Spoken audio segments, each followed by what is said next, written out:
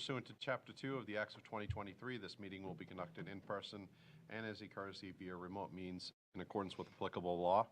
Please note that while an option for remote attendance or participation is being provided as a courtesy to the public and board members, the meeting or hearing will not be suspended or terminated if technological problems interrupt the virtual broadcast, unless required by law. This meeting will be recorded by the local scene. Members of the public who wish to watch the meeting may do so by viewing the Duxbury Government Access channels, Verizon 39 or Comcast 9. Viewers can also visit https://thelocalscene.media/Duxbury for information about Duxbury programming, including streaming and watching replays on Duxbury YouTube. With that, I call this meeting to order. We will postpone the Pledge of Allegiance until we have returned from executive session. I will take a motion. I move that we go into executive session for the following purpose. Discussion regarding potential litigation, since an open meeting may have a detrimental effect on the litigating position of the town. And if this chair so declares, in accordance with Mass General Law, Chapter 30A, Section 21, and the Select Board will adjourn immediately after the conclusion of this executive session and reconvene in open session at or around 6:30 p.m. May I borrow that? Okay. Thank you. As chair, I declare the necessity for an executive session to discuss strategy with respect to potential litigation, as to do so in an open session may have a detrimental effect on the town's litigating position. I need a second. And is there any discussion or any issue with entering executive session? Okay. No. Roll call vote, please. Brian, aye. Michael, aye. Amy, aye. All right, thank you. If we could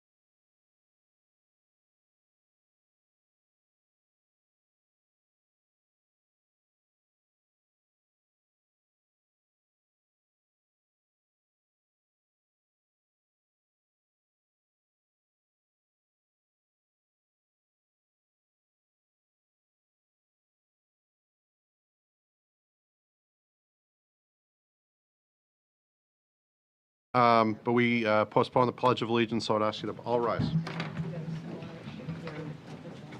I pledge allegiance to the flag of the United States of America and to the republic for which it stands, one nation, under God, indivisible, with liberty and justice for all. Thank you. We have an open forum tonight. If anybody has anything they'd like us to add to an agenda, you can pop up to the podium. I'll first turn to board members and see if they have anything they'd like to. Go ahead. Briefly, although he's not here, I want to congratulate Fernando for another fantastic public outreach session for the override. It was even more well-attended than the last time. Lots of great questions. My thanks to Rainey and the many department heads who were there and asked questions. It was well-attended. And I think a lot of information was passed out and absorbed, and it was a very productive evening. So I just wanted to thank Fernando. I know he's busy with another public service commitment at the moment, but that was it. Thanks. Any of you ladies have anything? No. Okay, great. None from the public. I'll move right into. Oh. Stair Wheatley, 1548 Tremont Lane. We are going to be doing, sir. I know you're. Well, that's what, and I don't think I need to go to the podium to say this. I understand Mr. Wazalewski is going to make a presentation. You do have to go to the podium first, and number two. It's so the people at home can. It's also on the agenda tonight. Well, now that I'm at the podium, that's what I was going to say. I understand Mr. Wazalewski is going to make a presentation, as long as it's clear that I'll have an opportunity to respond to that, and I don't need to speak now. Of course. Thank you. Yeah. Thank you. The first item on the agenda is a discussion with the MBTA Communities Working Group. We did have a 6 p.m. executive session discussion regarding the MBTA Communities Act, and I'd ask our council to describe the action that we're going to be taking.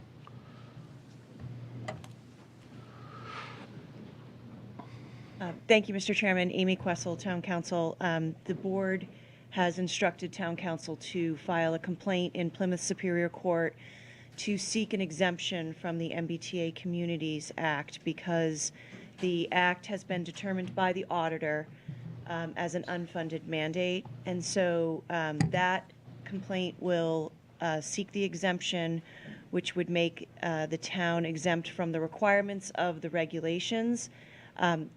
It is important to note that the legislature there's a couple actions by the legislature that they can do to fix the unfunded mandate issue. So this isn't it's not going to stop everything, but right now the auditor has determined that it's an unfunded mandate. Thank you very much, Council. In parallel with that, we are proceeding with the MBTA Communities Working Group as we did so in writing. We are interim compliant right now with the MBTA Communities Law Act, and we are having a discussion tonight with our MBTA Communities Working Group. I don't know, Steve, are you going to lead us off here? Already jumping up at the podium. I love it. Jump right in. I'd be happy to, Mr. Chairman. Thank you.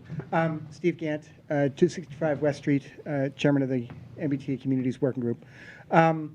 And so our primary goal here this evening is to bring everyone up to speed. You'll recall that the MBTA Communities Working Group originally formed last year with 7 members.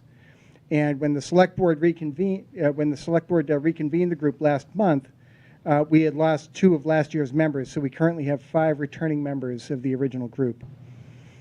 We recognize the value in having 7 contributors to the working group, so we invited members of the community who are interested in joining the working group to submit talent bank forms for this purpose. 4 individuals submitted talent bank forms, and we invited these individuals to attend the working group's weekly meeting last Thursday to discuss their interest in joining the working group and to interview for the role.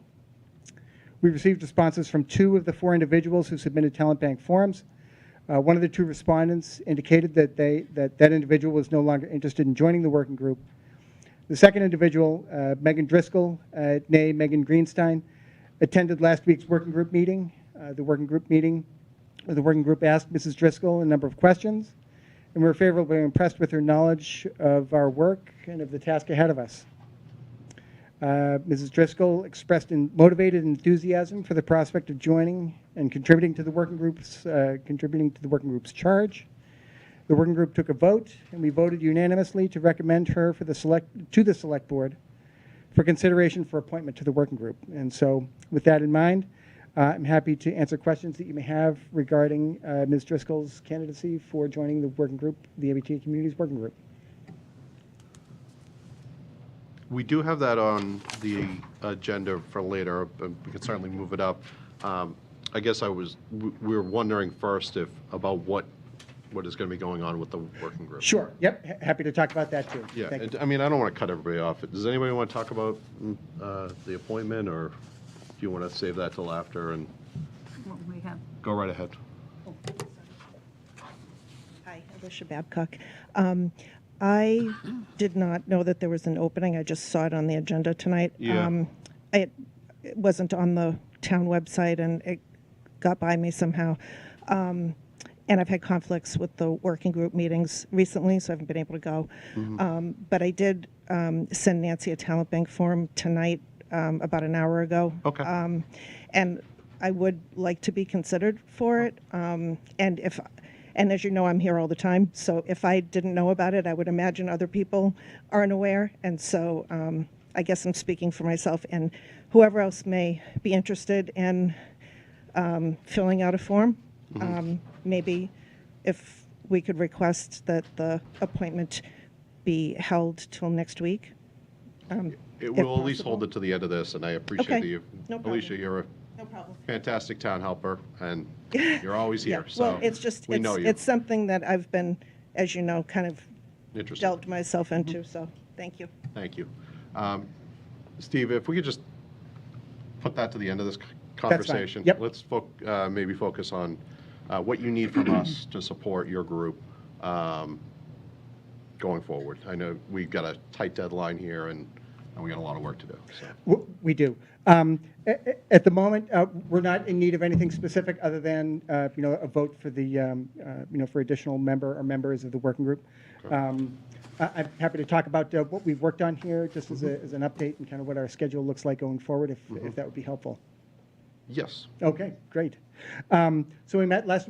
By the way, we last time, or when we met last year, in the lead up to last year's special town meeting, we were meeting on a biweekly basis. Now this year, in preparation for a special town meeting in June, we're meeting on a weekly basis, recognizing the tight time frame and the work that we have to get done. So last week we met. We had our first engagement with the Citizens Housing and Planning Association, CHAPA is what they're known as. They are a consultant who we've engaged for the purpose of public outreach and developing our communication strategy with members of the community. So we engaged them. We discussed the approach that we have, and we're going to be fleshing that out in further meetings as we get closer to our public outreach time. We are in the process of preparing and finalizing a flyer that we'll be distributing at town meeting this coming weekend. We'll be finalizing that on Thursday. Town council will have reviewed it as well before town meeting on Saturday. We'll have a table set up for the working group to meet and hand out the flyer and engage with the community and answer questions that people may have about the work that we're doing and the work in front of us, as a group, and what we're obligated to do as a town. So we'll be doing that as well. Right now, we're in the process of also engaging another consultant, the MAPC, the Metropolitan Area Planning Council. They will be assisting us in a manner similar to how the Stantec and Community Scale Group assisted us last year. They'll be assisting us with a lot of the technical work that we need to do with regard to site mapping and mapping our compliance. So we're in the process of engaging them and providing them with the information they need to get their work started. During the coming week, we'll be formulating a preliminary draft bylaw that will also be reviewed by our town council. So in the process of framing that and drafting it. During the next week, we'll be sending a preliminary draft to our town council, establishing listening session logistics with CHAPA. We'll be working with MAPC to trim down the potential sites per the location strategies that we're talking about. And then we're starting to promote the listening sessions starting next week with the Clipper and social media and so on. Skipping ahead a little bit, We're planning public outreach events for the end of this month. We're currently scheduling them for March 25th and 26th, so in about a little more than 3 weeks from right now. We'll have another listening session, or we'll be meeting on March 27th to kind of digest the feedback that we're getting. By the way, we will not have selected definitively any sites by the time we have our public outreach meetings. This is a listening session that we have. That was one of the lessons that we had learned the last time, is that we did not provide enough input, or we did not solicit enough feedback from the community in terms of selecting sites. And so they will be engaged, and we'll be taking feedback from them and using that as part of our site selection strategy. So that would be that's coming up at the end of this month. And then we're kind of formulating what the strategy is going to look like for the month of April. We're preparing round 2 during that period for following the listening sessions for the second week of April. Our deadline for the working group to send the bylaw comments as a final proposed draft to legal counsel will be during that week of March 31st. We'll have the public events, April 8th and 9th are with the dates that we're looking at for our second round of listening sessions. By then, we will have some sites, will be a bit more tightly formulated with regard to the sites we have in mind. And then during the week of April 14th to 18th, we'll be processing any remaining comments on the final draft bylaw. And at that point, when we get to the end of the month of April, MAPC will be finalizing our overlay map by the third week of April. We'll, as a working group, we'll be voting on the final map and bylaw on April 24th. And at that point, we'll be sending it to the planning board and the select board for review and comment and vote. So that is a very rough overview, subject to change right now, but that's a rough overview of what we've done and what the path ahead looks like. Well, Steve, I know you've put in countless hours and you've charged no fee, but for these consultants, what do we expect in the funding source to be for this outreach consultant and for Stantec? I know we burned through the grant money for the first town meeting. So what do you know if anybody's talked about a funding source for those? We have requested funding from the Massachusetts Housing Partnership, MHP. Okay.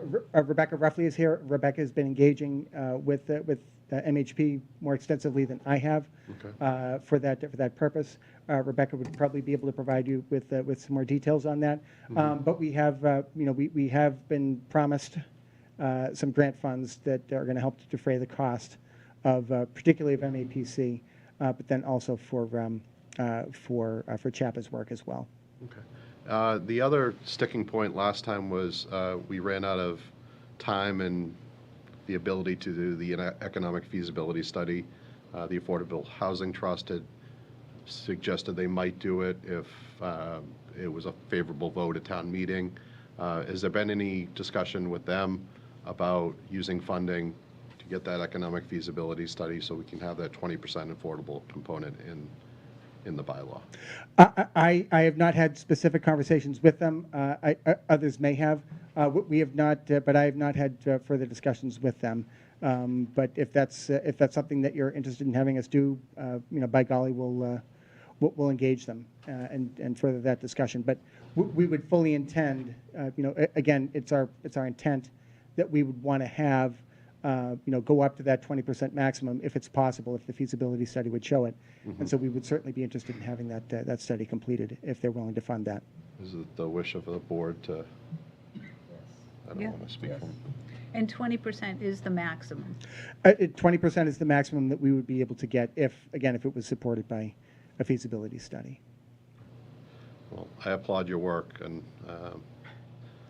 by golly, go forward with that. I don't know where that.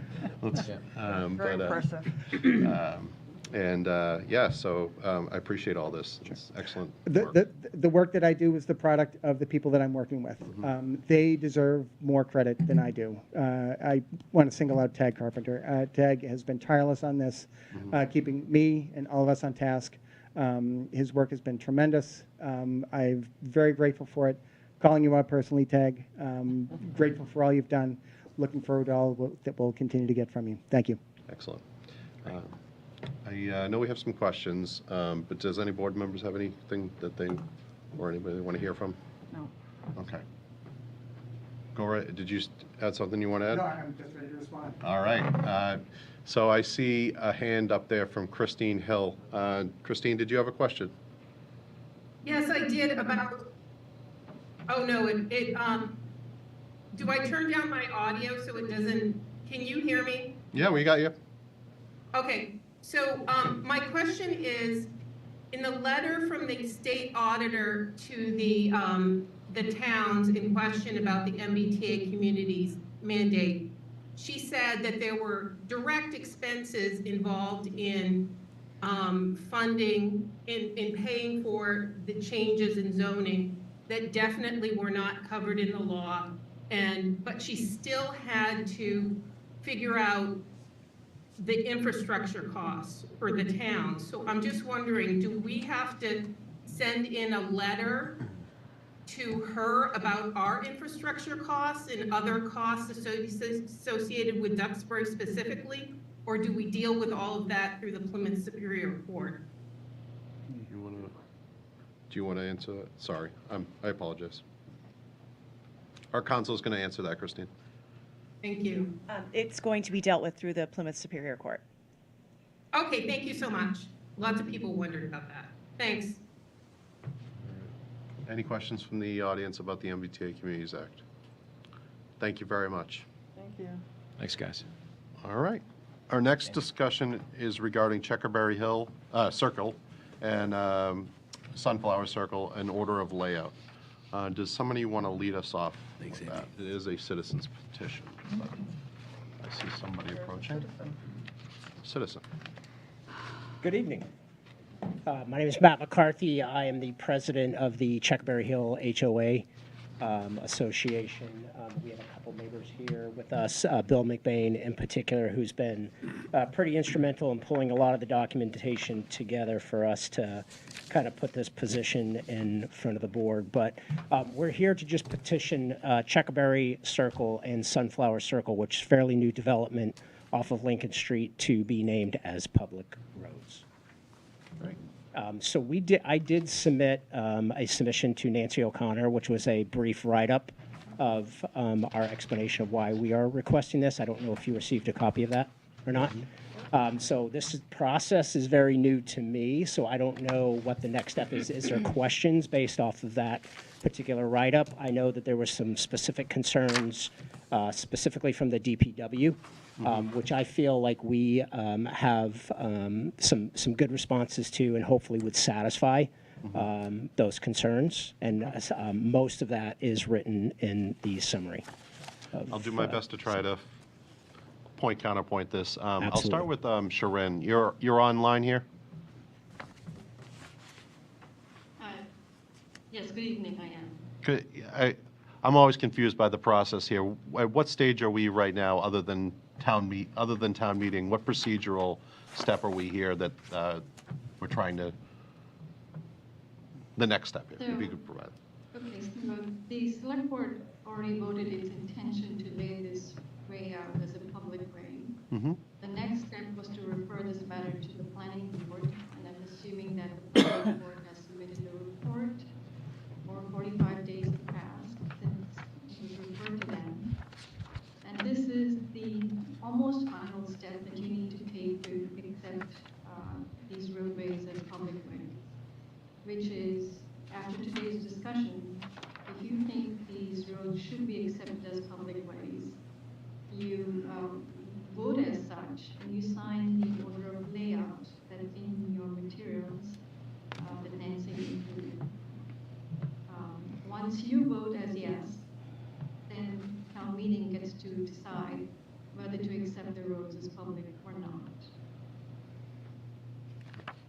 And we're happy to address any specific questions And you may I have. do have, and maybe I'm confused here, but I want to make sure this is clear. We have a January 28, 2025 Planning Board recommendation, and it says that at a regularly scheduled meeting of the Planning Board on Monday, January 27th, the board voted roll call, I abstained, to recommend to the Select Board that the town not accept Checkerberry Circle and Sunflower Circle as public ways. Does that seem accurate, Sharon? Okay. All right. So we're at the point where we now have to make a recommendation on this. So And we, if I could, so I apologize, if I could just, so it was our understanding that, and Bill, correct me if I'm wrong here, but not all of the information was present for that vote. Okay. Bill, I don't know if you can add anything to that part of it. I'm going to hold off for 1 second. Okay. I'm just going to let Amy finish her Okay, sure. statement. You got it. What did you want to say? sorry, I was trying to help, here it is. Did I- It starts here. Was I wrong on something there? No, you weren't wrong at all. Oh, okay. No, I was going to try to kind of,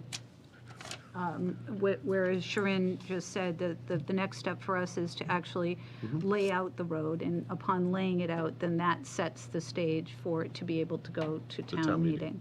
What we have been very clear about in the past is making sure that any road that we lay out, in fairness, you know, being completely objective, so this doesn't become, you know, neighborhood against neighborhood or personalities against personalities. We have been very consistent in that if there are any waivers granted in the construction of the subdivision, specifically the roadways, that it does, we do not accept the layout. And in this case, this was a 40B development, so by definition, it is waivers everywhere, waivers across the board, as is outlined in the waiver lists that we received.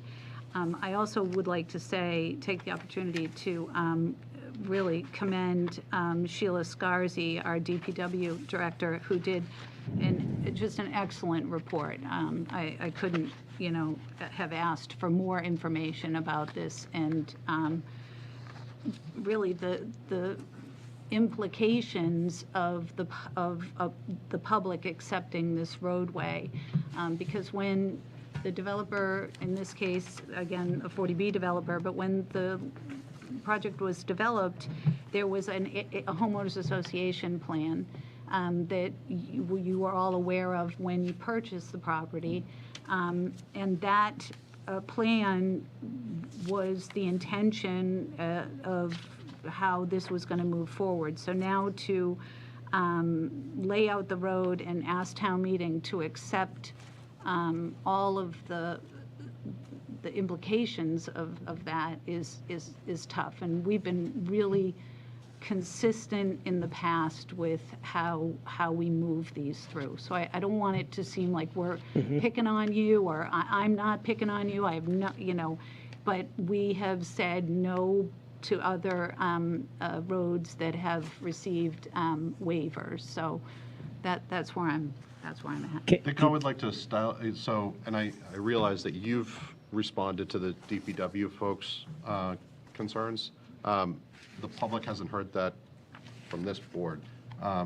What I'd like to do is let Sheila express maybe some of the top concerns that you have, and then you can respond, and then we can open this up. Sure. I think that would be the most efficient way to do this.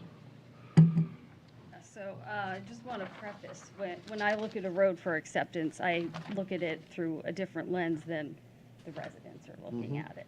I have to have a critical lens because we're looking at accepting this for the town's future, not just for my tenure here, but for, you know, Forever. 50 years down the road, 100 years down the road.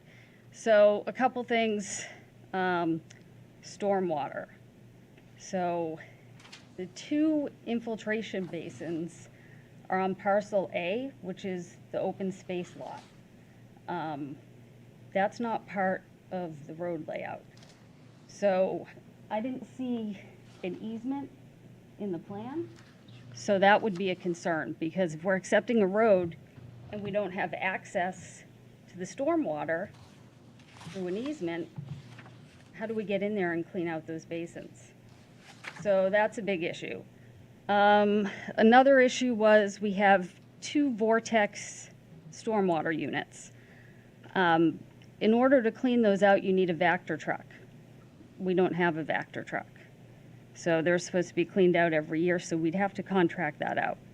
So that's an added expense. The water, I believe that there's an irrigation meter. We don't have a complete water main as-built, which I would never recommend accepting a road without complete, thorough as-built. As far as I know, and correct me if I'm wrong, there are 2 cul-de-sacs. We believe that there's irrigation in both of those cul-de-sacs. So somehow those irrigation lines snake down the road into those cul-de-sacs. We accept the road. Who ends up owning the irrigation lines and the irrigation in the cul-de-sacs? We just passed an irrigation policy, so I can't stand up here in good faith and recommend accepting another irrigation system. It's not hooked up to a well? Sorry, what? It's not hooked up to a well? It's town water? It's town water. Okay. Yep. Okay. So there's that. Landscaping, it's a very aesthetically pleasing neighborhood with some unique landscaping. Again, who's ultimately responsible for the landscaping in the cul-de-sacs? That falls on the owner of the road. The town accepts that. That's on us. There's split rail fencing around the cul-de-sacs. There's also a unique, the cul-de-sac perimeters are lined with seashells. So there's a seashell parking area. Looks very nice, but we don't stock seashells in the DPW. Those seashells are going to kick out into the road. When we plow the road, we're going to have to come in, sweep, bring the seashells back, compact. So again, we're looking at from a maintenance perspective. It all looks nice right now, but this is added maintenance. We're already short-staffed. We may be more short-staffed after what happens at town meeting, I don't know. So again, that's a concern. Snow plowing, we had our operations manager and our highway foreman look at the roads for snow plowing. Our highway foreman's been with the town for 38 years. He expressed concern about the layout and where to pile snow. This is a dense development, so the likelihood of damaging personal private property is intensified because it's condensed, the layout. So when I have someone with 38 years of experience of plowing snow in this town tell me he has reservations, I take that seriously. So those are some of the major concerns I laid out in the memo. And I apologize, it was a lengthy memo. No, I appreciate you giving us the, and I'm going to let, I forgot your name. Matt. You did have some responses that you would, if you care to jump in at all, and if Yeah, there's things no, that, and all of that is a pretty fair assessment of the neighborhood. The easement piece, the letter we received, which I received by certified mail from the town, did say, if the select board decides to lay out Checkerberry Circle and Sunflower as public ways and town meeting accepts the layout Checkerberry Circle and Sunflower Circle as town ways, the select board will acquire by purchase, gift, or eminent domain the fee to and/or easements in the roadway and any drainage. So I guess our understanding was by essentially getting to the point of proving it, you would acquire the easements necessary for that, but I don't know the full process behind that. Is that fair?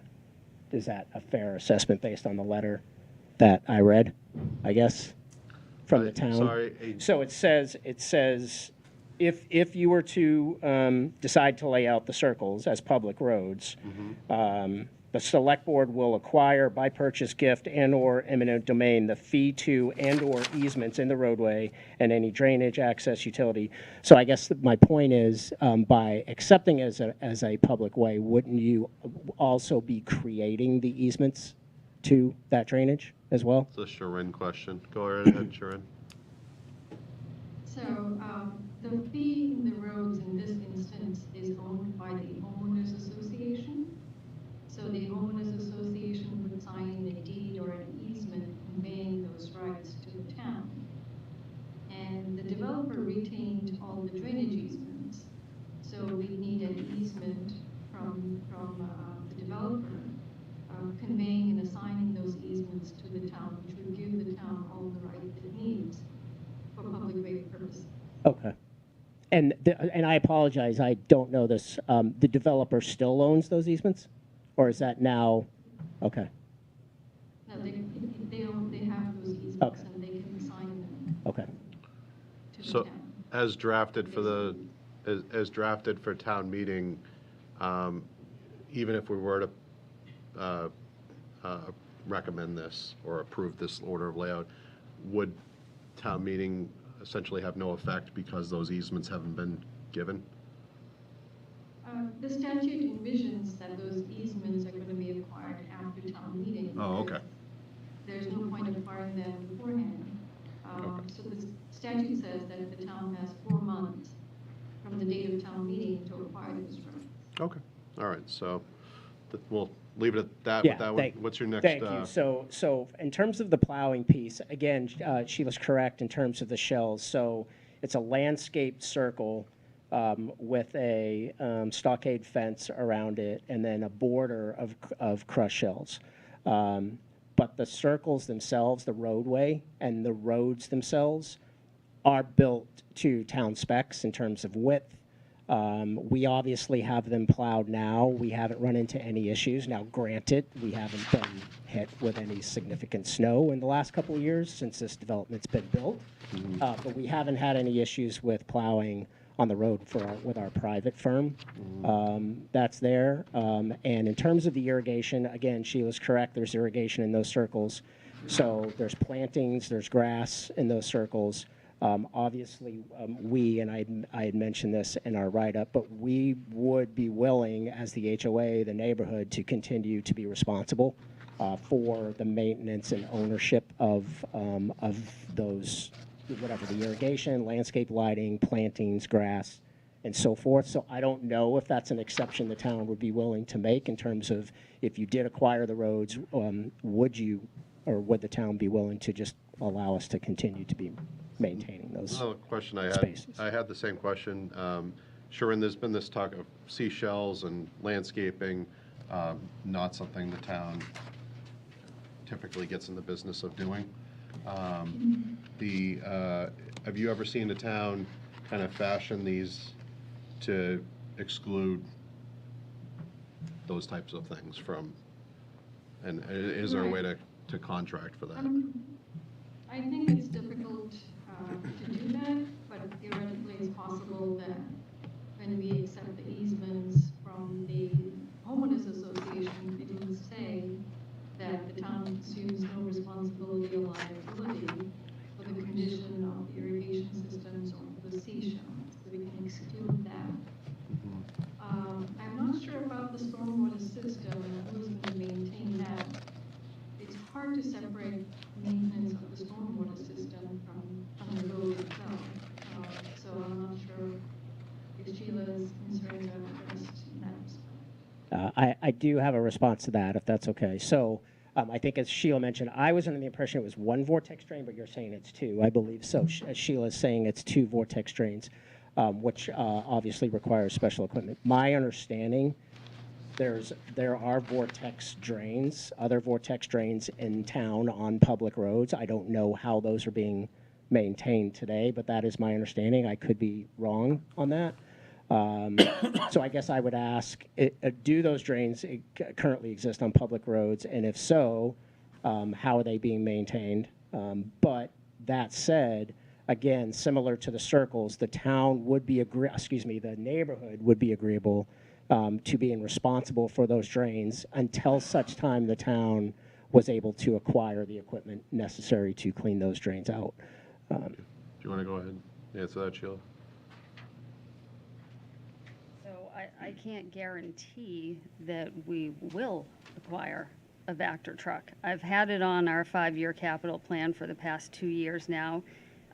They're a very expensive piece of equipment, and it takes specialized labor, dedicated labor that knows what they're doing to operate a Vector truck. When they do break, they're very expensive. So again, I actually pushed the Vector truck back a year because I didn't feel that our current staff had the expertise to operate one of these trucks. I do think it's very important to acquire one at some point when we have the correct staff and if we can afford it. If we had one, I could say with pretty fair confidence that that would be on the road probably 4 out of 5 days a week. It's a very useful piece of equipment. One other thing I failed to mention, which maybe is the most important piece, is Chapter 90 money. If you look at how much the town receives in Chapter 90 money every year, and you divide that out by our road mileage and the additional Chapter 90 money we are set to potentially receive from these roads, it calculated out to be about $1,400 a year, which is not going to keep up with the operation and maintenance of this road when it's brand new. Never mind 50 years from now when we have to replace the drainage infrastructure. Having said that, we did just receive a letter from the state that we are anticipating more Chapter 90 money this year. However, if we do receive that increase in Chapter 90 money, we're still only looking at about $2,400 a year from accepting these roads. So again, it's not the full amount for what we would be expending to maintain it. Could I add a point of clarification just on the waivers? There was a waiver to the street width. The requirement is travel aisles must be 24 feet wide, and this was built, there was a waiver granted for a 22-foot wide travel way. So again, I keep going back to the waivers because that's our test. That's the bar that we set, so. Yeah, it's I agree with you, and maybe I'm saying the same thing here. McLean's Way, Cooper Hill Road, when those were won through the planning board, it was anticipated that they would become public ways. Do we have any feedback from the planning board about whether? This didn't go to the planning board. This was a comprehensive permit, so it went before the zoning board of appeals, and it is based on waivers. It's all about the waivers when it goes through the comprehensive permit process. So It's a little different. it's very different. So that's why there wasn't the level of the planning board participation in this plan. Was there any, do we know of any representation from anybody about this being a public way?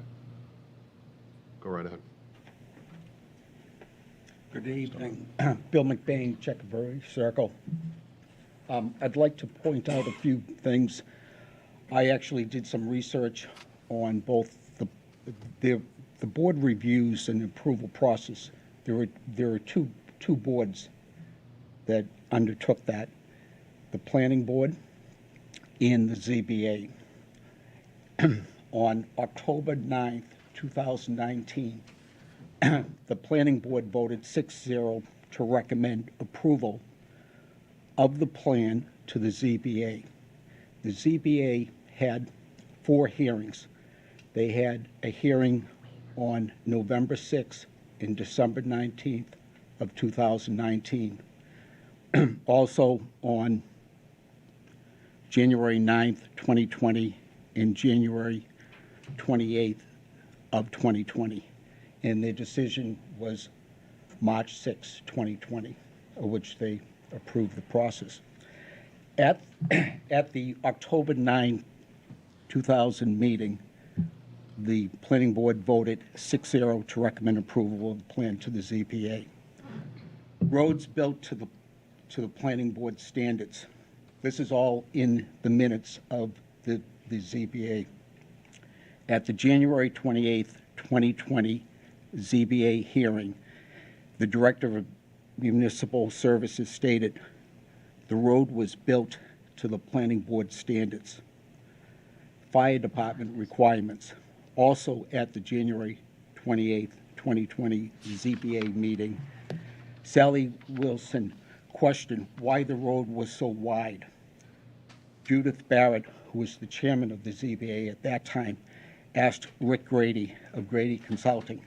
He stated the 22-foot spec was to stay in compliance with the rules and regs set out by the planning board standards, and that they would like to keep them as they hope to have the town accept this as a public way. The 22 feet less snow plowing loss results in a 20-foot road width, which is the requirements of the Duxbury Fire Department. Discussions related to whether it was raised whether there was any discussions about this being accepted as a public way at the ZBA meeting. At the December 19th, 2019 ZBA hearing, Judith Barrett stated, "Is the expectation that this will be a public way?" Rick Grady of Grady Consulting responded, "Yes," and then the minutes just goes ... So I don't know what else was said. Also at the November 6, 2019 meeting, it is noted that Matt Dacey and Judith Barrett discussed roadway being accepted as a public way. It also should be noted that the minutes of the hearings, the March 6, 2020 ZBA decision, does not note any expressed comments or concerns by any members of the ZBA of Checkerberry or Sunflower being accepted as a public way. And Checkerberry is the same design, same layout length as both McLean's Way and Cooper Hill. Both roads received favorable recommendations from the Select Board for the ATM in 2023 and 2024. For over 20 years, the town has stated one of their priorities is to provide more affordable housing. Checkerberry Hill is an excellent example of how it can be accomplished while maintaining the character of Duxbury. Thank you very much. Thank you, sir. Is there anybody here from the planning board or from ZBA that can speak to this? One other thing. The planning board meeting of January 27th, where they voted not to approve this, and also the Finance Committee. Unfortunately, we did not have an opportunity to speak before the votes because we weren't notified. Thank you. Mr. Carpenter. Hi, thank you, Mr. Chair. Tad Carpenter, Summer Street, Planning Board member. Yeah, at the January 27th, I believe it was, meeting, the substance of the discussion revolved around the fact that, as Amy pointed out, as a 40B project, the premise is that there are waivers. And the Planning Board did not have any documentation or record of what waivers might have been in place. So we really didn't have any way to evaluate technically. I mean, that's the job of the Planning Board is subdivisions and public-private interface, you know, where a private road and public road meet. So that and the concerns raised by Sheila, our DPW director, was sufficient to have enough doubt on the part of the Planning Board that no one really had the certainty that this road does in fact meet the specifications for a public way. You know, we've heard testimony that there were meetings done at the planning stage where we were looking at drawings that asserted verbally that it met the requirements. But now that we actually have a road built, and as Sheila mentioned, we don't appear to have as-built diagrams, so if you're going to go out in the field and try and verify what's been constructed, you're going to have to make up the as-builts just to prove what's there. So as far as the job of the Planning Board, technically evaluating whether it actually meets the requirements of a public way, we just weren't able to make that determination. And I will note that it appears that the road was probably accepted in 2023, December 2023. So by my reading, this has been a private road for 1 year. It's been under HOA maintenance for 1 year. And there seem to be many questions about the appropriateness or ability of the town to take on this private road as a public road. So I think it needs a little bit of a closer look. Thank you. And to be fair, these are residents and citizens working off the cuff here, trying to do this, working as a homeowner. Do you have any recommendations for them to get you the information that you need? I mean, we're hearing about these planning board minutes. We have former planning board members on the board here from 2019. That there was representations about it being a public way. But in addition to that, what do you actually need about this as-built piece? Mm-hmm. Yeah, and we engaged in that conversation a little bit at the time, and the fact being that this process of the acceptance of a private road as a public way really hasn't been formalized by the town. Every time we do it, we seem to get a little better at it. And I think this is an excellent opportunity to finally pin down some of those loose ends in terms of identifying what is it that a developer or a homeowners association needs to provide to the town in order to make that assertion that it is ready to be accepted as a public way. Because there is work to be done. Somebody's got to do the work. And, you know, it's kind of the monkey jumping around the room. Who's going to get that done and prove that this is, in fact, an acceptable public way? Do you have any suggestions here, Amy? Well, I don't have a suggestion. I just, for me, it's really important that I'm consistent, and because I don't, fairness means a lot to me, and I'm not going to, you know, take one approach to one subdivision and a different to another. There were waivers granted. The comprehensive permit is a bunch of waivers from zoning. If it had gone through a regular subdivision approval process, there would have been a planning board saying, yeah, you really can't put in that kind of drainage and have it be accepted as a public way because we don't even have the vacuum cleaners to, you know. And by the way, you can't put crushed stone down at the end of the cul-de-sac because the town can't deal with the crushed stone or the shells, or, you know, there would have been, you know, it clearly, and I know this isn't the answer that you want, and I'm sorry, but it clearly was not designed or meant to be a public way accepted by the town for the maintenance. And for me, it just doesn't get past the layout as we have determined before.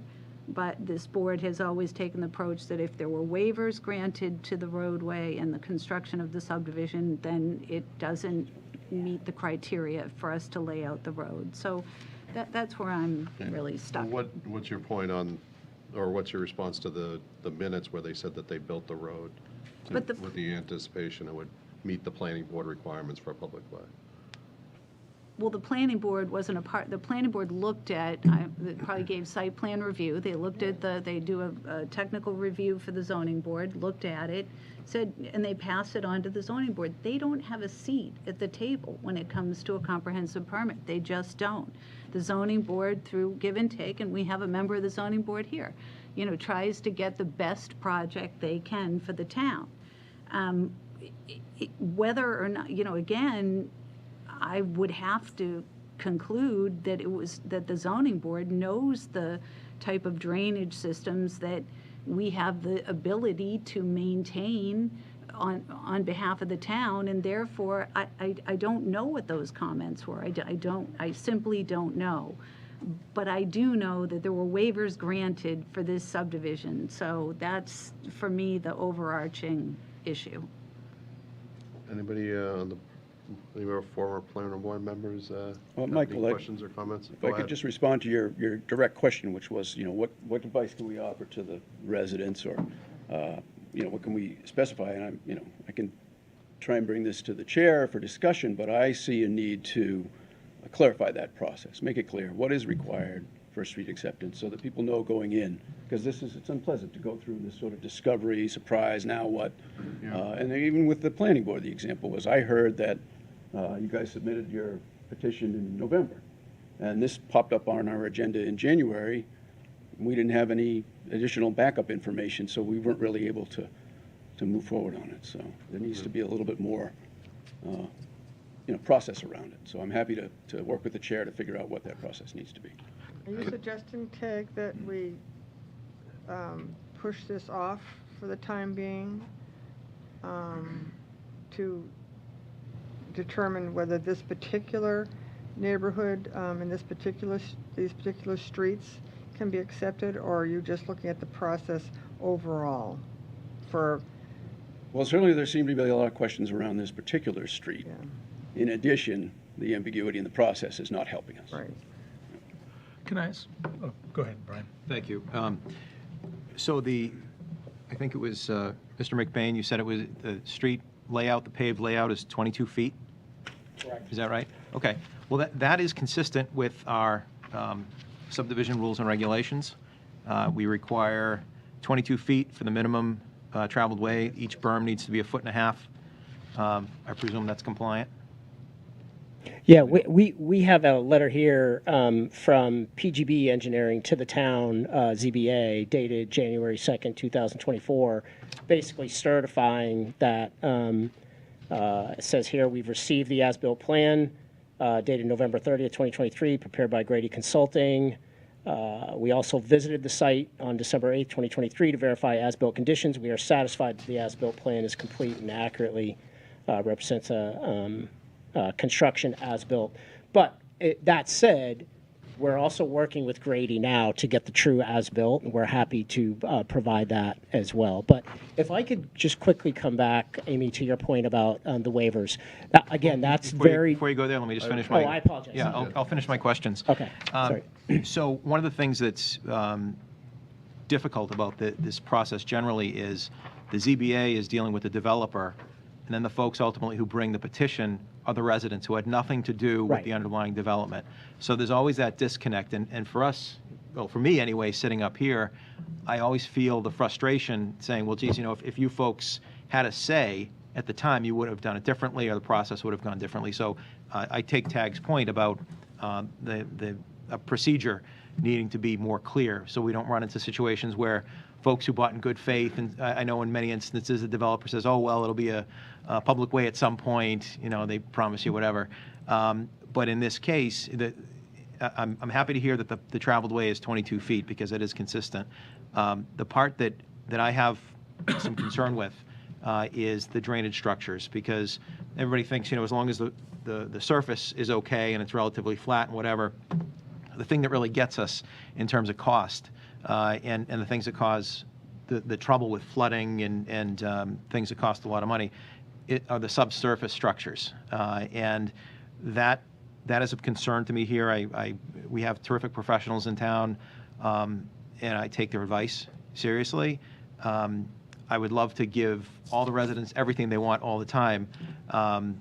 But to Amy's point, in fairness, we have had subdivisions where, or developments where the roads, including the substructures, weren't built to the subdivision rules and regs. And of course, with the 40B, you don't need to build to the subdivision rules and regs. So there's that disconnect a little bit. So I am concerned about the town taking over the not only the cost but the liability of the substructures, and as well as, and I'm sure they're very beautiful, the catch basins as well as the shoulders. So those are pretty unique, and something that I don't know the town would it would make sense for the town to take those on at this time. Yeah, thank you. Yeah, I appreciate that, and that was one of the reasons why in our response, because of the uniqueness of at least 2 drains, I think there's 6, 2 of them are vortex. We would be willing to concede that and continue to own those drains and the maintenance of those drains if the town were to approve the roads. But and I apologize, Amy, coming back to your point about the waivers. The waivers are obviously new to me. It's not something I'm familiar with. So it's what it sounds like. What I'm hearing, there's obviously some concerns from the DPW, but it sounds like more of a concern in terms of the waivers. You're looking for fairness, consistency, and the intent from the town from the beginning was to keep these roads as private roads. And Brian, coming back to your point, you're absolutely right. Like when I bought that house, I knew there was HOA. I knew there was HOA property, but my understanding, because it wasn't made clear to me, and I don't know if it's the case with everybody else in the neighborhood, that we own the roads. I knew we owned the landscape portions and the irrigation, but it was not made clear to me that we own those roads. That point was not clear. And I'm not pointing fingers. I'm not saying it's anybody's fault, but that's the truth, at least in my case, anyway. But coming back to the waivers, I guess if we can satisfy everything else, is the waiver piece still going to be our major sticking point? If we can satisfy the DPW, the fire department, the police department have already said they have no issues with those roads whatsoever. The plowing seems to be the biggest issue, in addition to the drainage, are the 2 biggest issues from what I'm hearing, essentially. I don't want to speak, and I didn't want to Cindy, did you have anything you wanted to add to this before we answer that question? Can I? And Fernando's here as well. Go ahead. So it is unfortunate, but we keep on hearing the same thing from people that buy properties, and it's not clear to them that it's meant to be a private way, and it wasn't built that way, right? And so we get stuck in this position every time because the developer or whoever wasn't clear to the homeowners, and the homeowners get frustrated at us because we can't accept it, right? And that's what Amy's point is basically we've got to be really careful here that we don't end up basically because of decisions we make here for one development, then basically the other developments say, hold on a sec, you allowed those guys, and what about us, right? And so we got to be really, really careful as to what decisions we make here, and you know, so we go back is there's policies and procedures and expect, you know, written, established. I think we need to follow those, and once we start kind of deviating from that, then we can get into a world of hurt, disappointing not just you but everybody else, right? And so we hear the same story. We were never told, and that was well, yes. Yeah, and we can't do anything about that now. Yeah. It is what it is, and Yeah. I think our position is, and I get the waiver piece. I don't fully get it because I don't understand all the rules and regulations around it, especially the 40B piece. But what I do know, it seems pretty clear, and the as-built will tell that, and we already have some documentation to point to it, that the roads themselves were built to conform. And not all neighborhoods are. I'm assuming a lot of the 40B or most of the 40B neighborhoods probably don't. The roads don't conform. So I would say maybe we are a little bit of an exception to that rule. I don't know that for a fact, but I would at least like to put that out there for consideration. Anyway. Yeah, and I realize this is somewhat unique from the other, like McLean's, and these are those were negotiated with or presented to the planning board from the get-go. Those were regular Those were subdivisions. standard subdivisions. So this is a very different situation, and I think at least for this town meeting, which is in 6 days, there are some open questions about some agreements that need to be made. I don't know, just speaking for myself, I don't want to just extinguish this, but we have had, I mean, I know it took a while. It took a couple of years for Cooper Hill even, and that was a standard subdivision to get everything lined up. We just recently, I think we rejected an order of layout for another road up. Again, that was a very different animal. I know, they're all different. Personally, Fernando said it very well. I mean, we hear this, I feel for you guys, but I really, you know, it would be so unfair to other folks that have sat here before us in the same situation that we have said, you know, no, we cannot lay out this road, to then even give you hope that I'm going to change my mind. There were waivers granted. I promise you, the 40B comprehensive permit is all about waivers. And so I am sorry, and I really am, but I cannot in good conscience vote to lay out the road to even get it before town meeting, because that is what we have done in the past, and I feel strongly that I have to be fair.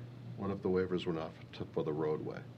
No, there were waivers for all kinds of things. The whole drainage system are waivers. They're listed in your packet, all of them. Yeah. There's 5 pages. And I know, Brian, one of the waivers does say 22 where 24 is, so that must be a typo. But again, there's a whole list of waivers. May I ask for a little bit of clarity on the waiver for the 40B? It just seems to me it's almost like a 40B neighborhood. Obviously, it's I'm trying to think of the best way to put this. You obviously have some homeowners in that neighborhood that are 40B for a reason. It's affordable for a reason, right? So the added burden of having a private road and maintaining that road puts the added financial pressure. So it almost is counterintuitive to the whole idea behind 40B. So why is there a specific waiver for 40B that the town won't consider that road as a public road? That doesn't make a lot of sense to me. Well, again, and this is a much bigger conversation. Yeah. I mean, I could talk we to don't you, have so to we don't have let's to not get get granular, into but I'm that just because curious. the 40B, process is a state mandate, another unfunded mandate. I thought you said that. So just, Yeah. you know, again, that is a much bigger, and I would be happy to discuss it with you. Well, but- yeah, I think we can, Yeah. I think your point that that's a bigger conversation is And well my only last point is about the drains. So are there or are there not other vortex drains in town on public roads? I did not hear that. We don't have the equipment Do we know? to drain them. Do we know if there are other No. vortex I'm drains seeing on a public shake roads? Freeman knows. from a drain expert. Okay. I'd love to know, Freeman. Do you know the answer, Freeman? I can stand up. ZBA board member, Mr. Boynton? On the DPW director.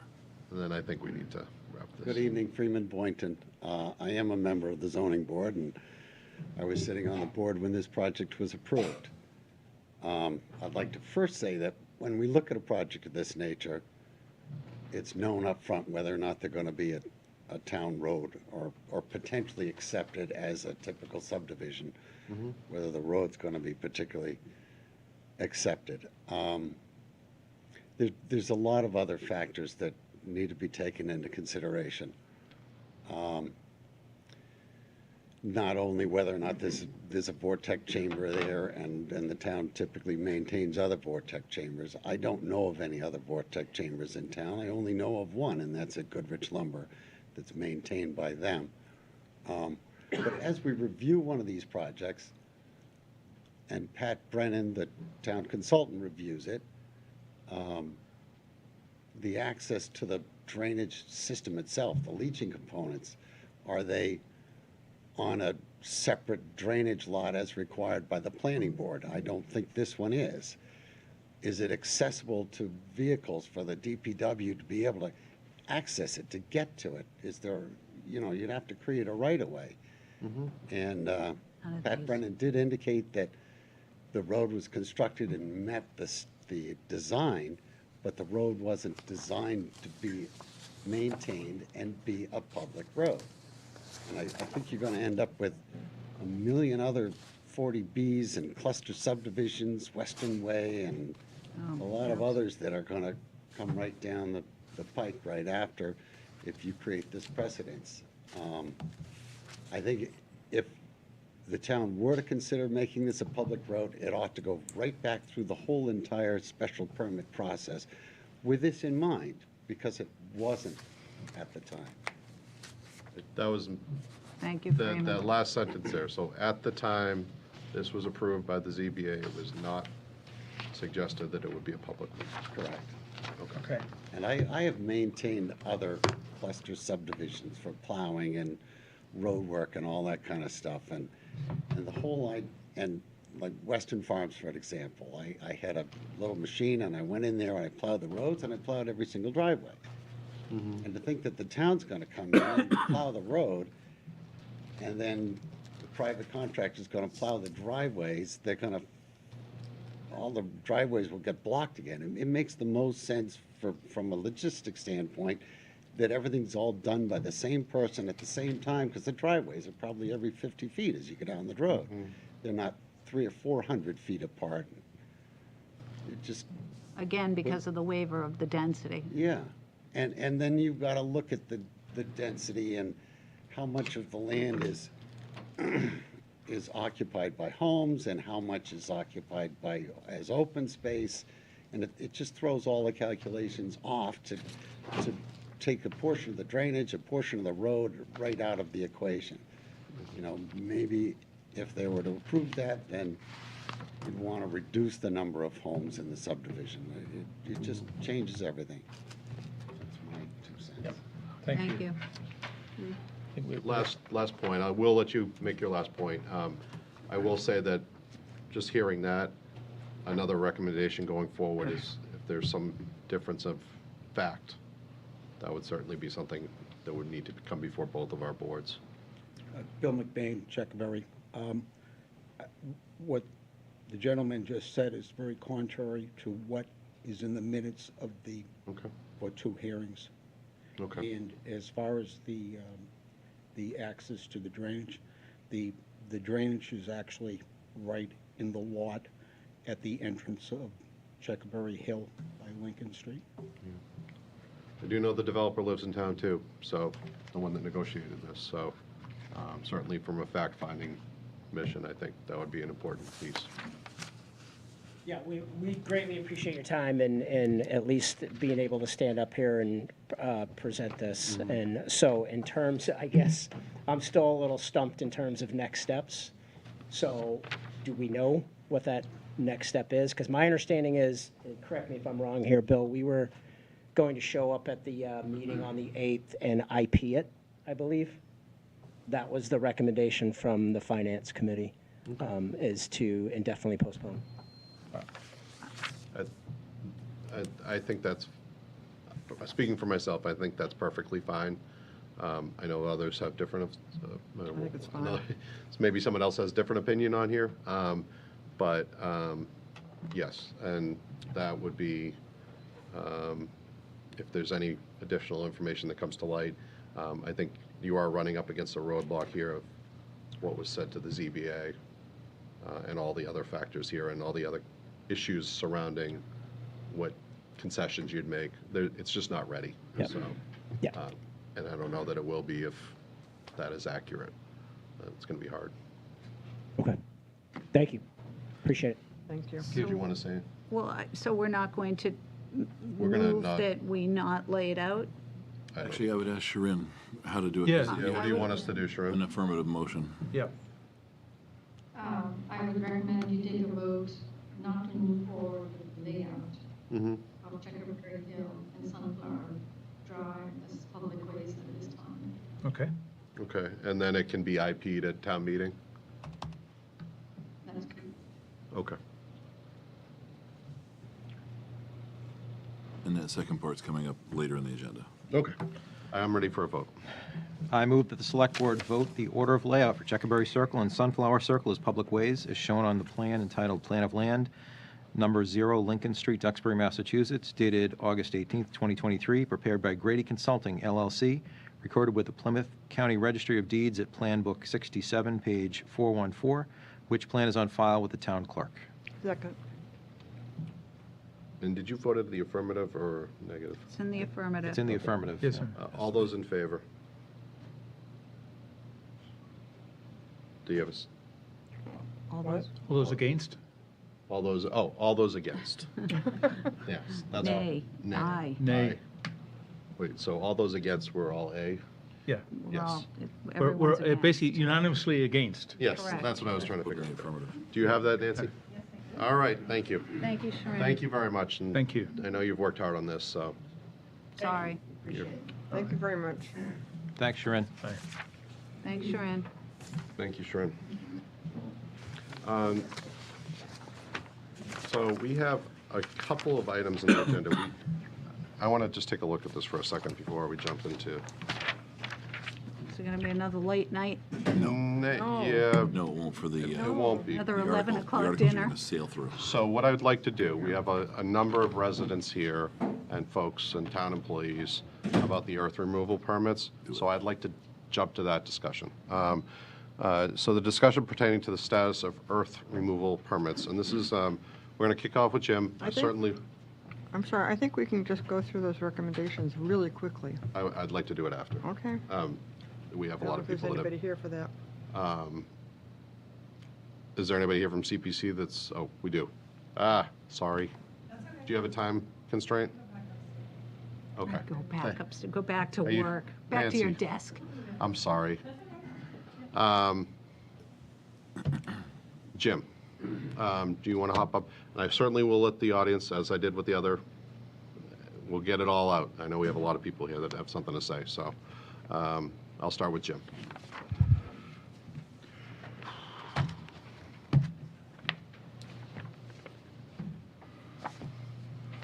Good evening, everybody. I'm Jim Wozlewski, the Building Commissioner and Zoning Enforcement Officer. There's been a lot of information going around about earth removal permits and the challenges of trucking and all that kind of stuff. I prepared this presentation with a couple points in mind. One, it's done in an order of timeline of process, as best as I can recall and have been administering. Two, to kind of spark some information or questions or queries or insight as to, once we get together and look at the rules and regulations on earth removal permit, to spark maybe some new regulations and ideas. I'm not going to directly suggest any of those points, but just some of the challenges that were created in this process. I'm kind of shooting from the hip in this. I get so much time into this process, but I prepared this. I think there's 45 slides. I think as I go through this process, if you allow me to explain it and then save questions for the end, that would be helpful. Unless you need to stop me for clarification, I'm happy to do that for the board. With that, is this the clicker I'm going to use for that? All right. Dive right in. I'm going to bring the mic and maybe come up here and point a little bit. Is that okay? Wow, a clicker and a mic. Usually Nancy has to click it. We'll try this out, right? See how this goes. I'm going to see which way this thing works. To point Point it it at. at Nancy.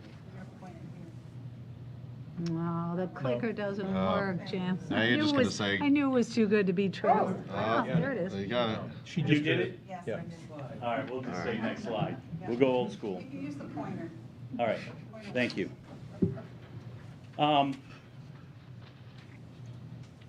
So this all began because there was an interest in earth removal, right? We know that. The earth removal general bylaws, the reason I put this particular section up right here is that this section right here, there was a question about the earth removal permits and whether or not, when I issued them, that they should go back to the select board. What happens in these general bylaws right here is that all application permits shall be reviewed and approved by the Director of Municipal Services. That's me. We didn't have earth removal regulations and rules, and the understanding here is that the general bylaws were created to empower the select board to create the rules and regulations, and that's what happened.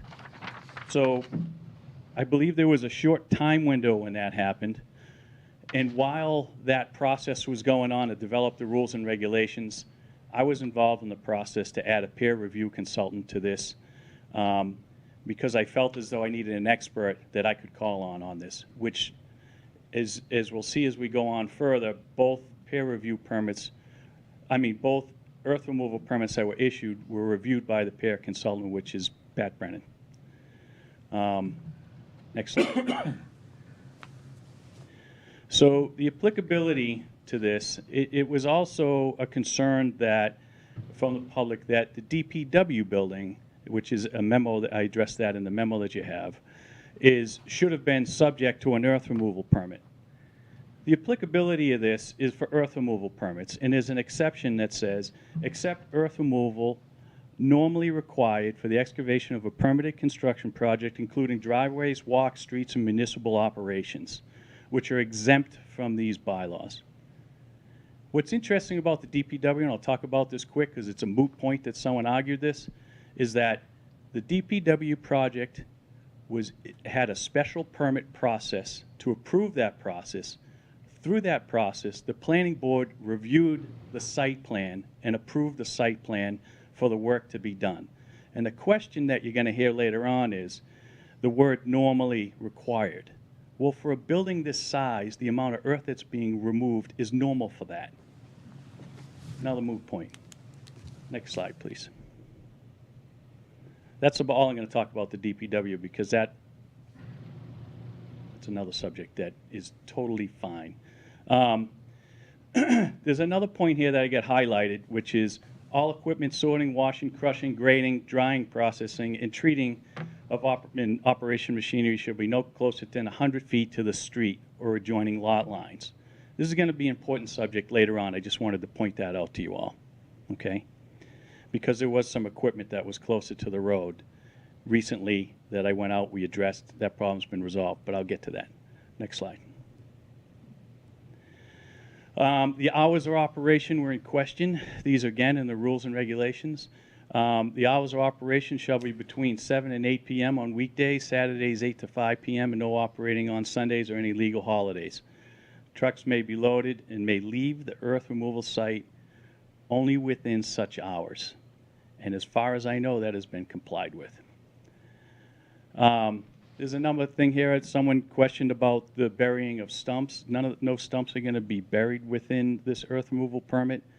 The applicant is got a chipper. They're going to chip them, and they use it for maintaining and for erosion control on some of the sloping and grading. So it's a reasonable practice, but it's in the guidelines that they can't bury that stuff.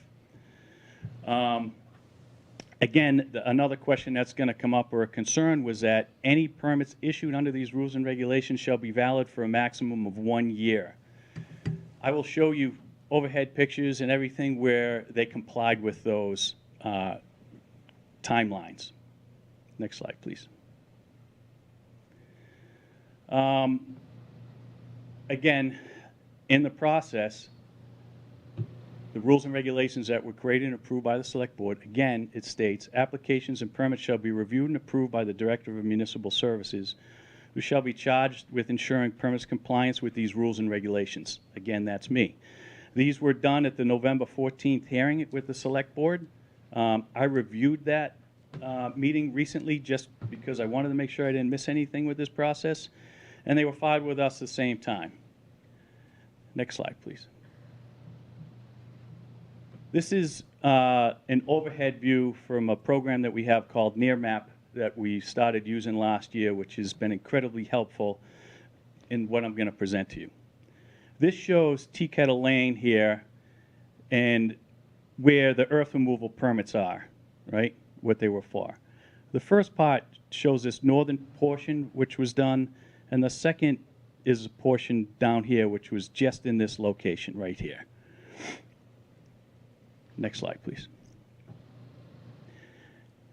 Mr. Wodolewski, could you move over to this side? I think folks are having a hard time seeing around you. Oh, you are? Oh, yeah, sure.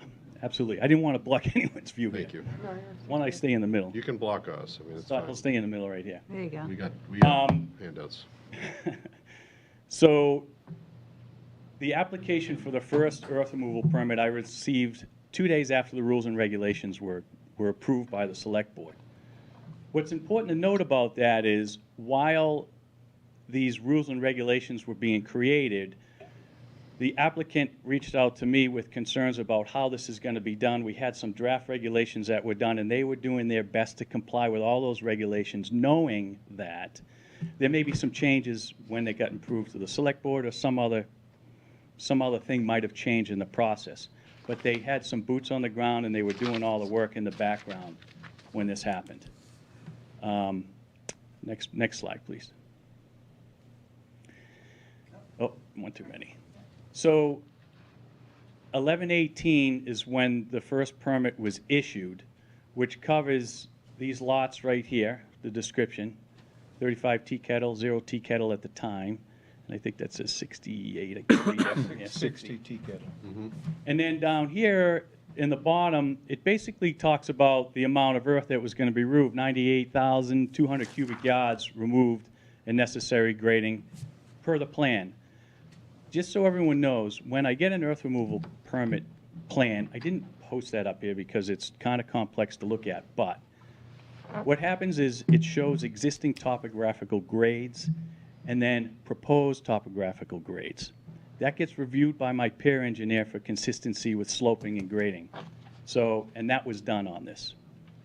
Next one, please. A note of clarification on that, Jim. The permit was for 98,000 cubic yards. And what is the maximum allowed per permit?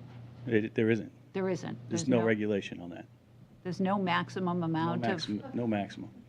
Well, that's something. That's something. That's a we point. need to- Exactly. Thank you for bringing that up. But that is something that could be considered later on. So, a few months later, this is April 2nd from NearMap, an overhead aerial shot showing the clearing and grading.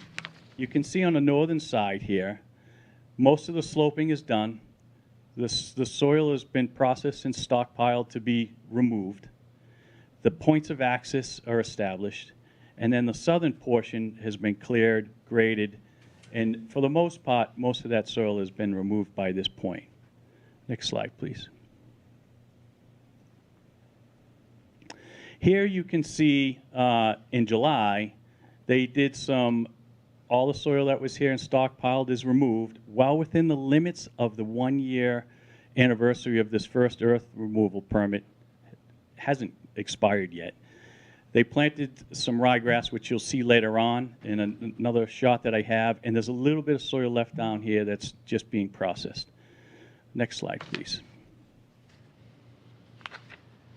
Here you can see some ryegrass that they planted starting to take effect in there. And again, just a little bit of process left right here on this lot, which I believe that material was being graded and sifted at that point and sitting there to be removed. And that's in October 3rd. Next slide, please.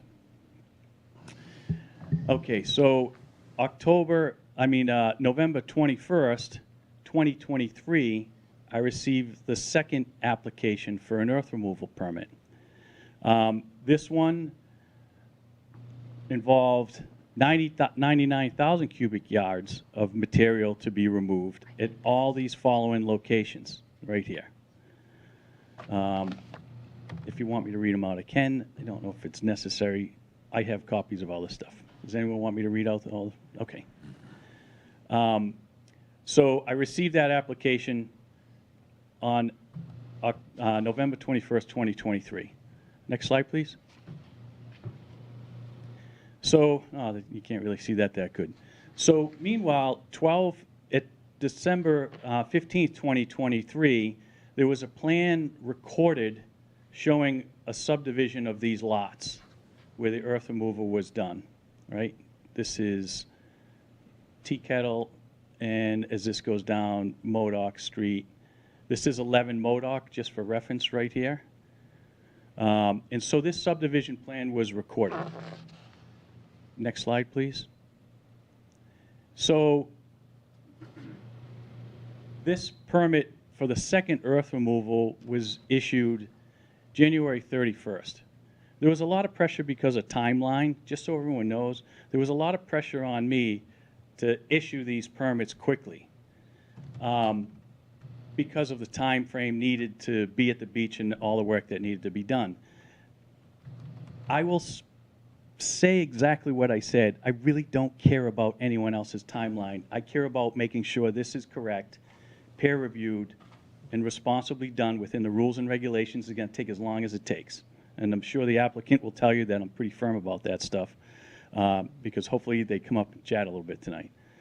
So it took a little while longer for us to peer review this one, in which we did, and we issued the permit. Next slide, please.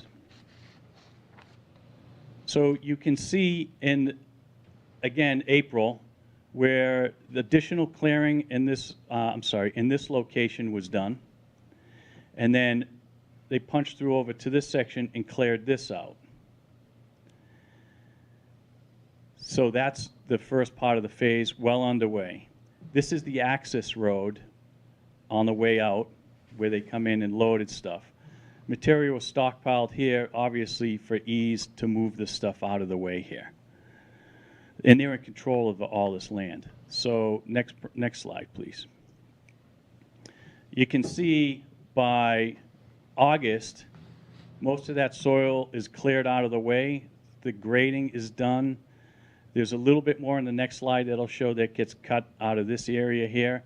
But all that work, all the stuff that was stockpiled, all removed, ryegrass taken, doing its thing, and these slopes graded and stabilized, all within the purview of the second permit. Next slide, please. That's it? No, there's more. No, she just went to the next slide. Saturday, October 12th. Oh, that's it right there. Give me, go ahead, next slide. Yeah, sorry. So in the meantime, what happens now, this is where I think it's going to spark some creativity for the select board as they go through this process again in time for the next round of rules and regulations.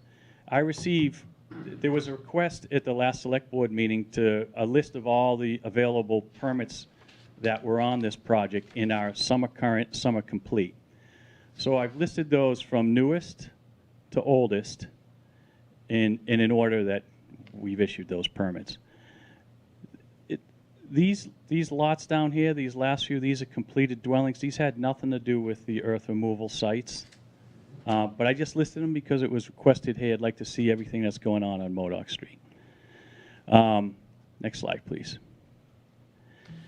It's important to understand this is where there's a challenge in the separate rules and regulations. The first permit that was issued for earth removal allowed the earth removal unregulated in how much area and volume. Now this particular bylaw right here is in the Duxbury zoning bylaw.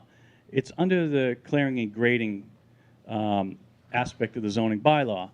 And right here, it specifically says, the additional land clearing and grading on Modoc and Tea Kettle Street, it doesn't say that, but that's my part, is exempt from section 611.3 of the Duxbury zoning bylaw, regulated in section 611.5. The additional land clearing taking place is related to lots created with an A&R plan, that plan I showed you previously. Right here in the exemptions under that section, it says 611.5, the exemptions. The provisions of this bylaw shall not apply to the following activities: clearing and grading in conjunction with construction of structures intended for residential habitation if the land area to be cleared or graded is less than 30,000 square feet. What happened is, in this case, you can put on the next slide, is that they had some earth removal that was done under a broad permit, which is compliant with the rules and regulations. Now I receive applications to construct new dwellings. Part of the approval process of this, anyone that tells me they're cutting down trees or anything, it's not a requirement that they give me a plan. Let's just say someone owned this lot and they wanted to cut 30,000 square feet of their trees. It's not a requirement that they send me a plan. What usually happens as soon as a tree gets cut, my phone rings off the hook. What's going on? We go out, we look at it. And one of the things I request, a lot of people are proactive, is that I get a site plan showing me the limits of clearing, which is this red line right here. And this red line limits this particular lot of 24 Tea Kettle to just below 30,000 square feet. What's interesting with these next, and you can go on to the next one, I'm going to go through these ones pretty quickly because this is consistent. 32 Tea Kettle, there was no addition clearing or earth removal done under this one, but it's another lot that's going to be created in their house. Next slide, please. As you can see, just for consistency, 11 Modoc Street, this is the one at the end right now that, actually, can you go back a couple slides? There's a point I want to bring up here. Sure. I'll tell you when. Keep going till we get to one more. Keep going. Keep going. Stop right there. What's interesting to note here is that, see this path of trees right here? Mm-hmm. This is the limitation of the earth removal regulations that doesn't allow cutting within that line, right? So now what happened later on, as you saw in those other plans, these get subdivided off, right? These lots. They can clear, because the lot's newly created, 30,000 square feet on that lot, which is what they've quantified in the plan. There's no continuity between the two rules and regulations that would limit that process right now, right? So this is where there's a concern of how much earth is being removed. Well, you can see later on where this stuff is being removed, and it's quantified with every one of the site plans that I have that allows for that. So you can move forward. I'll tell you when. Go. Keep going. Keep going. Keep going. So all these lots here, this is 11 Modoc Street. Right here, part of this earth was kind of along this section here, right? Part of that. That's obviously cleared now because it was within the limits of this clearing plan of 29,703 square feet. Now, so you end up with an excess of the 30,000. So the bylaw tries to limit clearing to 30,000 square feet. Right. Without, anything over needs a special permit from From the the planning board, site plan review. So by this lot that is now created, that because it was not part of the original, now it is, it in fact, you end up with an amount of land in excess of 30,000 square feet that is cleared. Right. Yeah, so Right. Because That's the the lot problem. gets Got it. created with an existing condition now. Got right, it. Of land cleared, and now we can clear 30,000 square feet. But the intent, we've thrown the intent out the window. Exactly. it just so happens because they're doing earth removal and Lot building new lots in the creation. same place, right? And so that's the problem. Yeah. Well, not the problem, but that's just a coincidence, or whatever. That's what's permitted. When the rules and regulations Intended get, consequence. Right. when the rules and regulations get created for the earth removal in the future, or whatever happens to them, you know, to marry a them. working group should be set up. I know that the applicants are happy to be involved in that panel to help with some of the things. They had some great suggestions in my conversations with them. Because the other point that I want to bring this out, there are concerns for the public and the impact on the roads, the impact on their lives. You know, listen to the trucks on their routes, which are all public roads. These guys are licensed. Their trucks are all inspected, and they meet all the laws that allow them to travel on these legal ways. Can I get to the next slide, please? And this is just more of the same, you know, just to show and illustrate that we have a limit of clearing that gets quantified on every single application that we have. Next one, that's 28, 47, the same thing. 74, same thing. Next. So I just put these up here because it was a question again by the select board at the last meeting to say, hey, we want to see everything that was on there. These were the other projects that were done early on in the program that were unrelated to this, but just to show you that these are all completed houses right now. 9 Modoc was the first one that was done in there. That was an existing dwelling that got a second floor added to it. And that was the first permit in there that I'm aware of in my tenure here.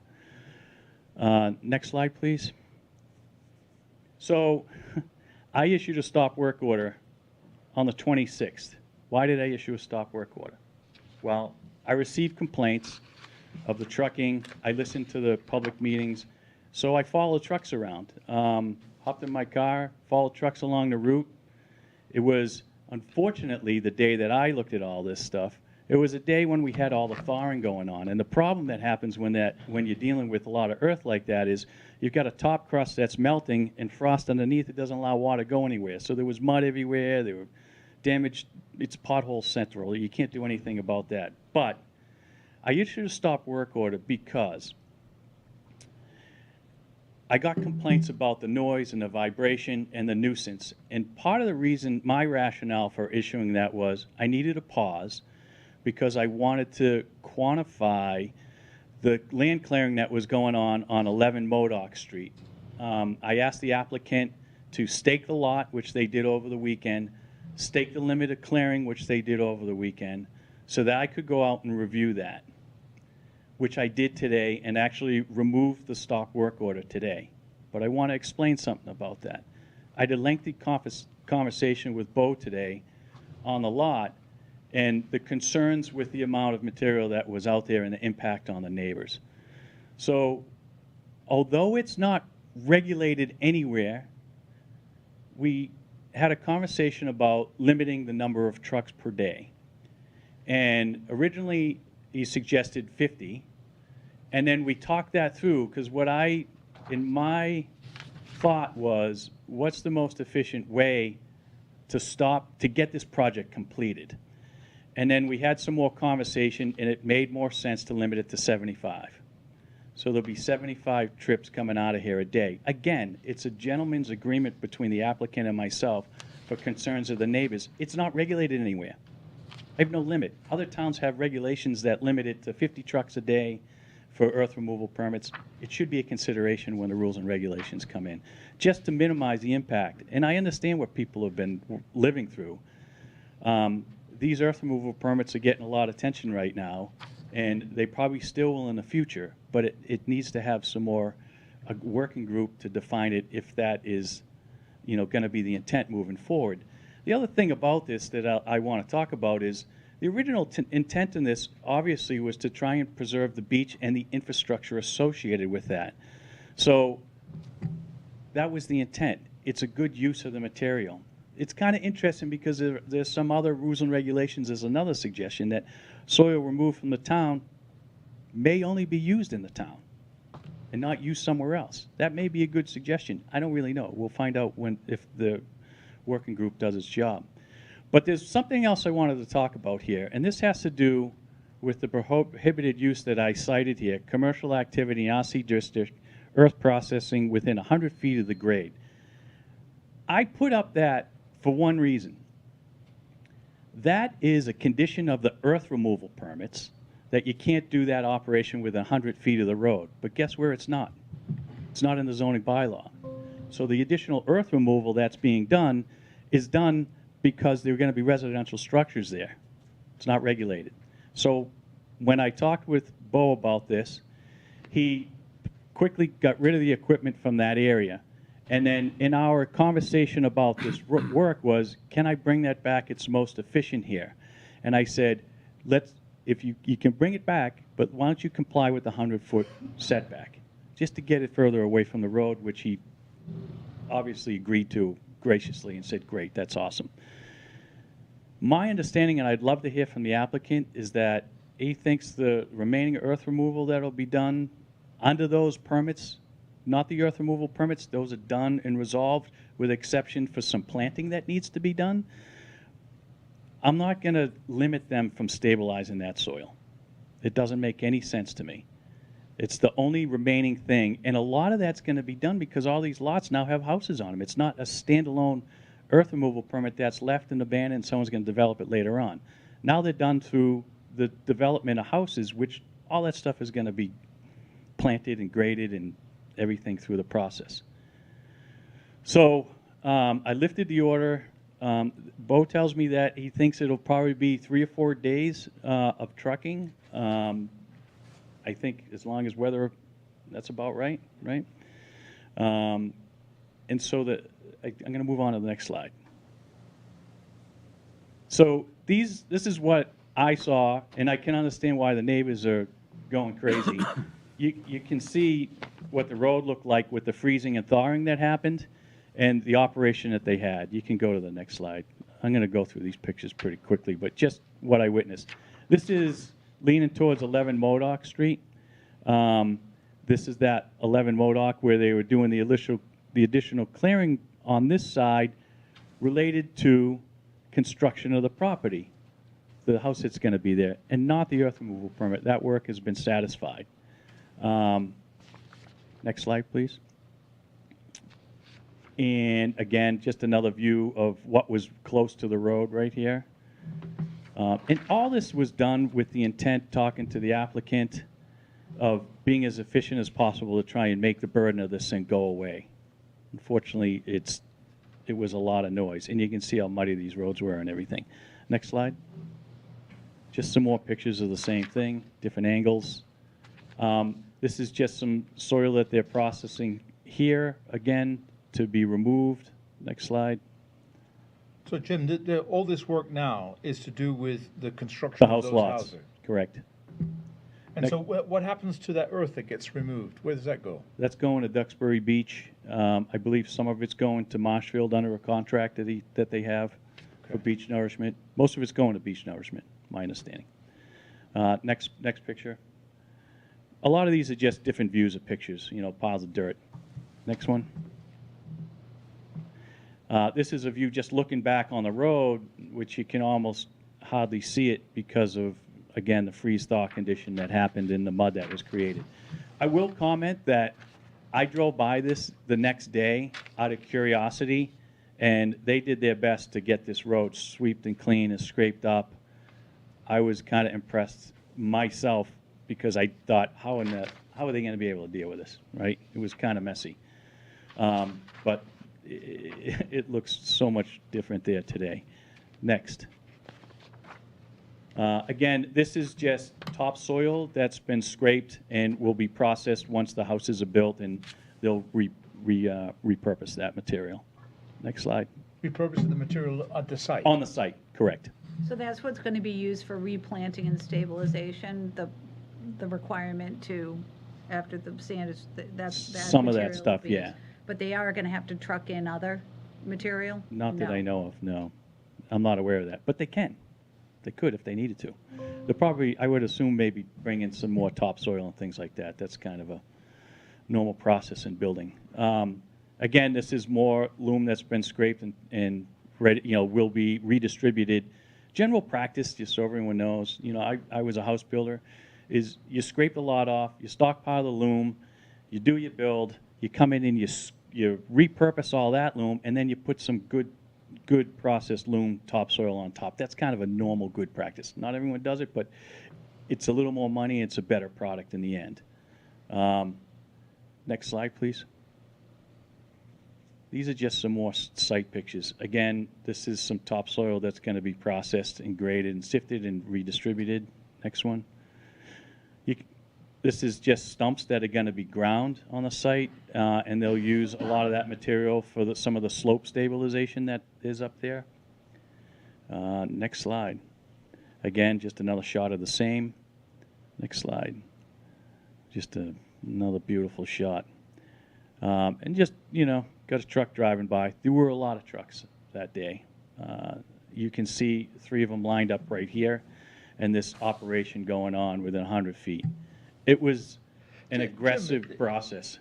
Is that normal to get so much earth out of these lots? I mean, Normal? Is that normal, or It could be. or basically? It could be based on, well, let me just say this. Okay. It's not regulated in the zoning bylaw. So basically, It's regulated in square feet, not in cubic volume of material. so you could have a dual purpose. I could be building lots, and I could also be selling soil. Yeah, Okay, you could. What, You could repurpose it. so got it. the commercial, like that sifting machine, It's a does normal that convert, process. does that convert this process into a commercial activity on a residential piece of land? That's subjective because, and the reason I say this Okay. is because I leaned on that because, one, I needed to put a pause on this and get an understanding of what was going on the project. But processing material on a site, a construction site, is a normal practice if, and this is the big if the person doing the work has that equipment. A lot of people don't, so they truck this material off and send it to a plant to be done. These people have this contractor has a lot of equipment and can efficiently do that on the site. So, again, there we are. And again, this would not have been allowed under the earth removal permit regulations, but that is not regulated in the zoning bylaw. So it can be that close to the road. The It applicant, should be, because what we haven't talked a little bit about is the fact that we're in a zone 2 here. We're in the Aquifer Protection Overlay District. Yep.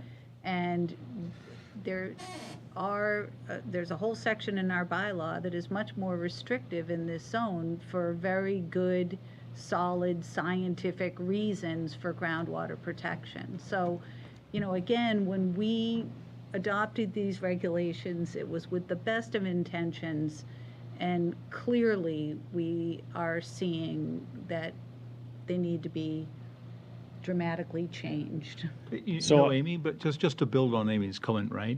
But all zoning bylaws are created with the best of intents, right? And so I have a great example. There's been a pier that we fought for 20 years because our zoning bylaws weren't tight enough. So people interpret, and yeah. And that's how they get fine-tuned. You can never, by the looks of it, there'll always be somebody with a fine legal mind that will look at our zoning bylaws and find a way around it. So, but we need to do far better job in sharpening And our they evolve bylaws to over prevent time. this from happening. you look at the first zoning bylaw we had in 1944, I think there's a section in there about making sure your horse is tied up. It doesn't block a walkway. You know, they evolve over time out of conditions like this. Right. It becomes reactive, Yeah. develop. Next slide, please. I don't think I have much more else to comment on here. Oh, this is something I asked also the applicant in response to the stop work order, was to just detail this particular area of clearing here. That was that band of trees that was left, and it totals 21,000 square feet below the 30,000. And this is the work being done on 11 Modoc Street right here, which is 18,864 square feet. We walked that lot today, and they're within the scope of what the bylaw lets them do.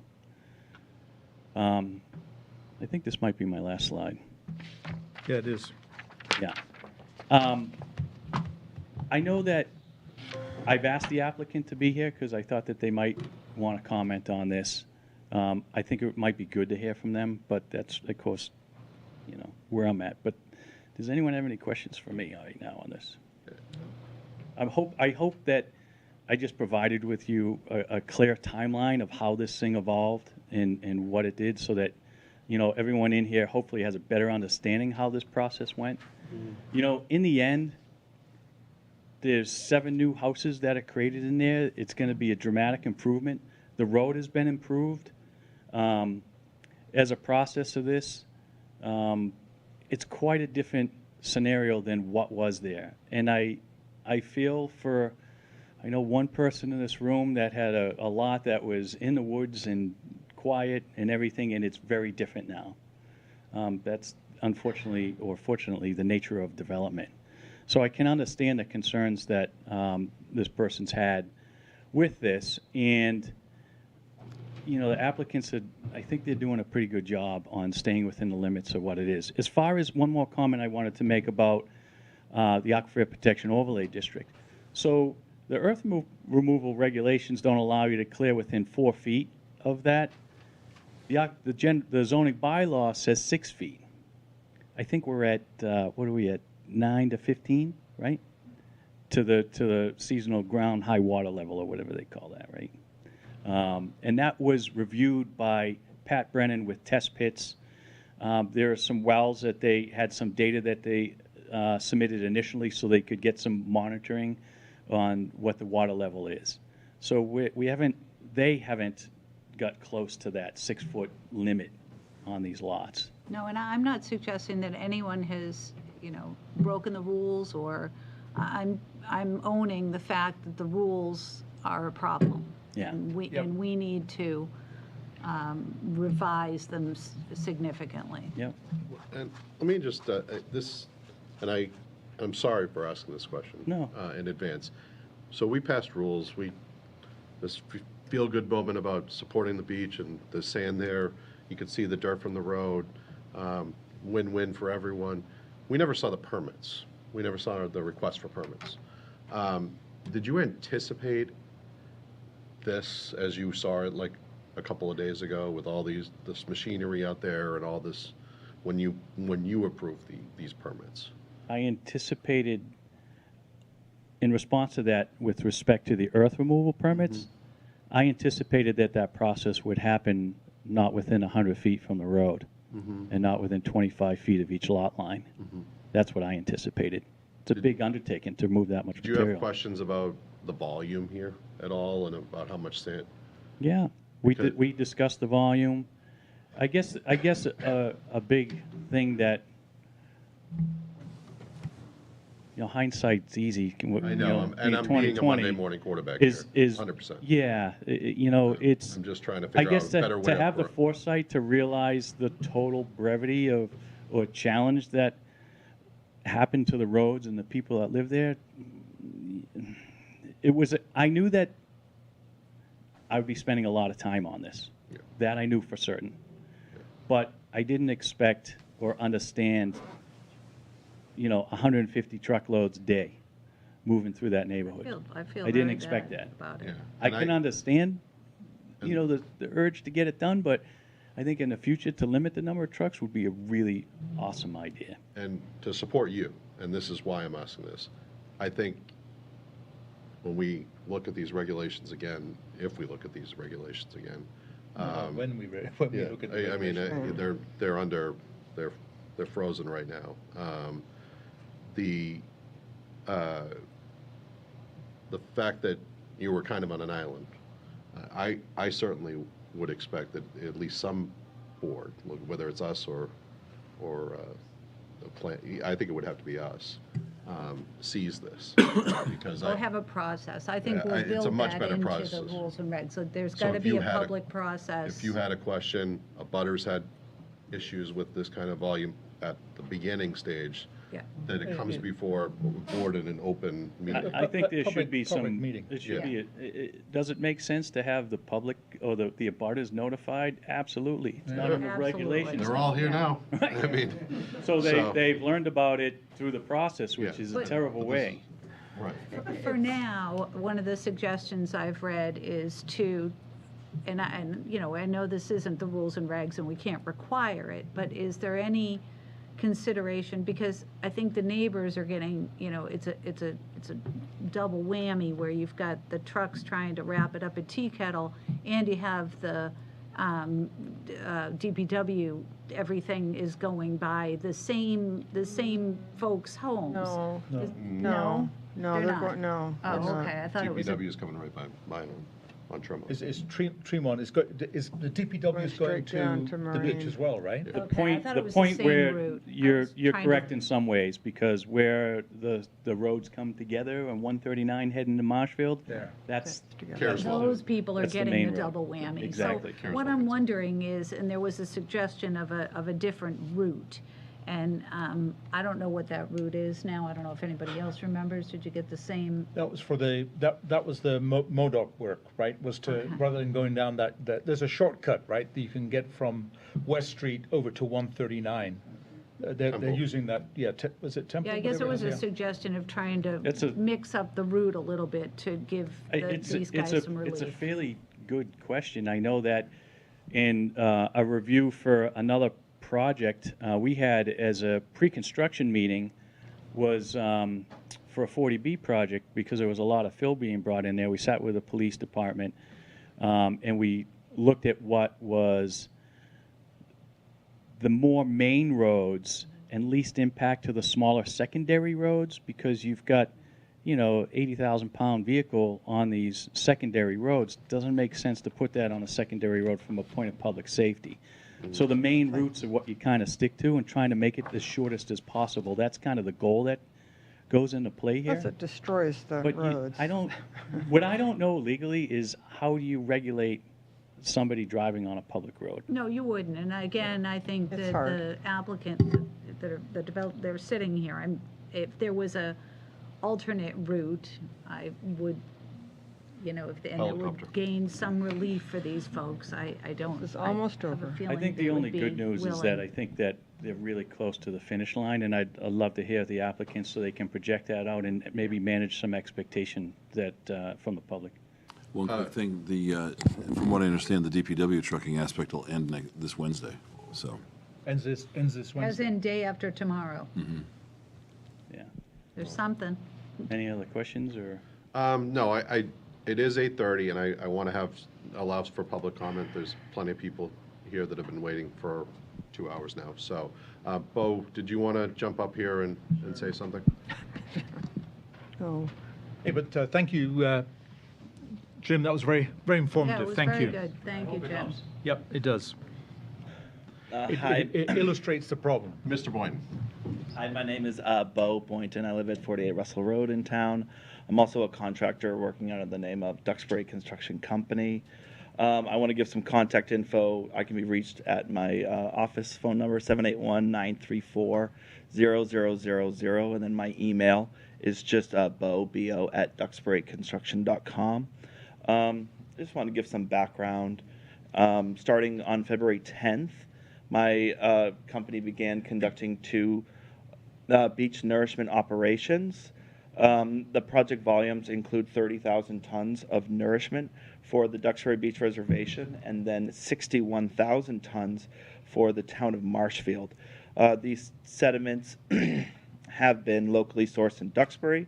The Duxbury Beach Reservation project has been sourced from properties at Teakettle Lane, while the Town of Marshfield project has been sourced by the DPW project located at 878 Tremont Street here in Duxbury. I want to take a minute and thank the Duxbury Police Department for their time conducting continuous operations along the haul routes. They've been really great to cooperate and really responsive to the citizens about conducting operations. I am proud to announce that over 5 years of conducting these beach nourishment operations, there has yet to be a single speed or noise violation within my trucking fleet. We work with some of the greatest professionals, and I think that's awesome. And I encourage the police department to maintain their presence along these trucking routes as resources are available to them. And then myself, my vow to the town is to continue to encourage and incentivize the trucking fleet to remain respectful, responsible, and safe. I would very much like to obtain, any guidance and respond to any ways that I can. I am contractually obligated to deliver these nourishments to these 2 beach projects. I do understand that these conversations are being very directed at the sources of the material, like looking to terminate the construction of the DPW or terminate the construction of sand or building operations at Teakettle Lane. I just want to express more holistically that I am contractually obligated to provide the town of Marshfield with sand and the Duxbury Beach Reservation with sand. And then it's also a contract obligation to have redundant sources. The Pine Hills down in Plymouth has large amounts of sediment available. We have sediment available on Federal Furnace Road in Carver. We have sediment available in Bridgewater. The internal struggle for me is that those southern sources have the same haul routes. And all of those trucking fleets would be going down the State Route 139. And of the projected volumes per day and the number of trips per day down Carswell Street. So going forward, I want to offer cooperation with you. I would be happy to work with MassDOT on analyzing Route 139 and seeing how many trips per day that state route is designed for, and then trying to think of other original ideas. Possibly with your help, we could conduct a voluntary detour for non-essential vehicles on Route 139. So people who might be traveling to get groceries could detour from the route, and then allowing the trucks to drive the route, but having less impact to these neighborhoods. And I'm hoping that we can take a more holistic approach, working with the stakeholders on the other side where I'm being contractually held, and finding solutions to help these residents. And if there's anything I can do, please feel free to reach out, and I'd be happy to take any further questions. Thanks. Thanks, Bob. All right. Thank you, Bo. Thank you. I did want to allow the residents here an opportunity to speak. I know I promised you, so you can pop right up first, but certainly anybody else. But if it's redundant, if there is I'm going to allow you all to, you an opportunity to speak here. But if there is a little bit of repetitiveness, I'd ask you can send us an email, certainly too. We have other items on the agenda as well. Thank you. My name is Sigrid Wheatley, and I live at 1548 Tremont. Thank you for your time. I'm not going to speak to the presentation provided by Jim with respect to the various permits, but I am going to speak to the immediate impact that we endure as a result of these projects. And I would also like to point out to the board and to others that the impact is not limited specifically to these projects, but the beach renourishment projects are ongoing. So the issue of the truck traffic will be a yearly undertaking. And I appreciate Bo's presentation.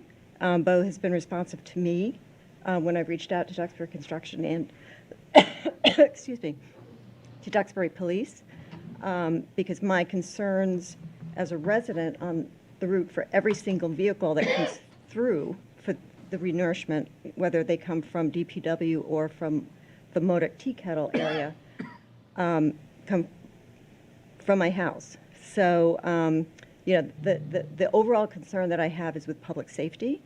You know, every single truck comes through Cox Corner, which everyone knows is a dicey intersection on a good day. Yep.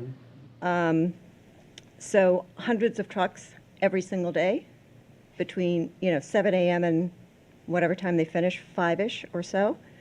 And one of the additional concerns with that is not specifically with Duxbury Construction, because to their credit, they have been very responsive.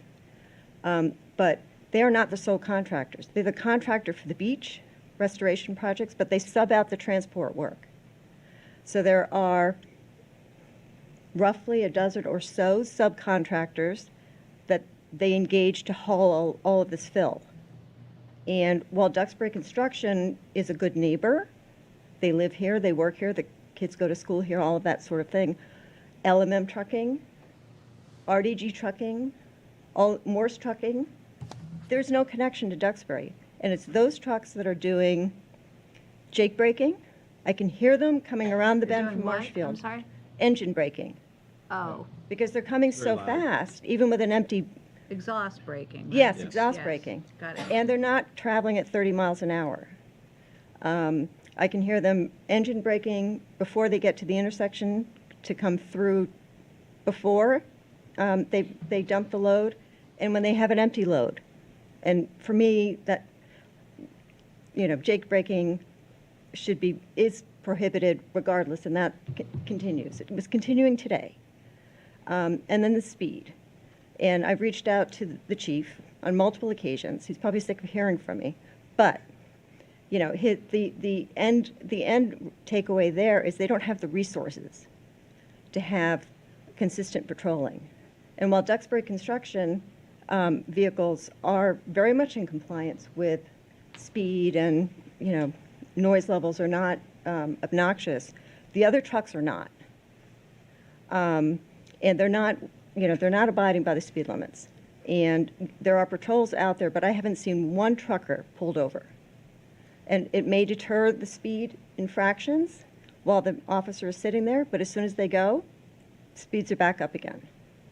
So my concerns, you know, with these projects is the direct impact, not just on me, I happen to be a vocal one here, but the neighbors and the businesses that are, you know, along the routes.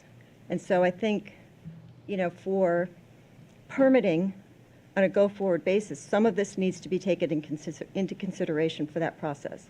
And, you know, rewriting or underwriting the bylaws should capture some of this. Because it's not just, you know, clearing, you know, within a certain footage of the roadway, but it's the impact of the trucks on the residents. Because it's not going to go away. Yeah. Thank you. Thank you. Thank you. Anybody else like to speak? Did you want to go ahead? I promised you. You could have gone up there first. I know. Yeah.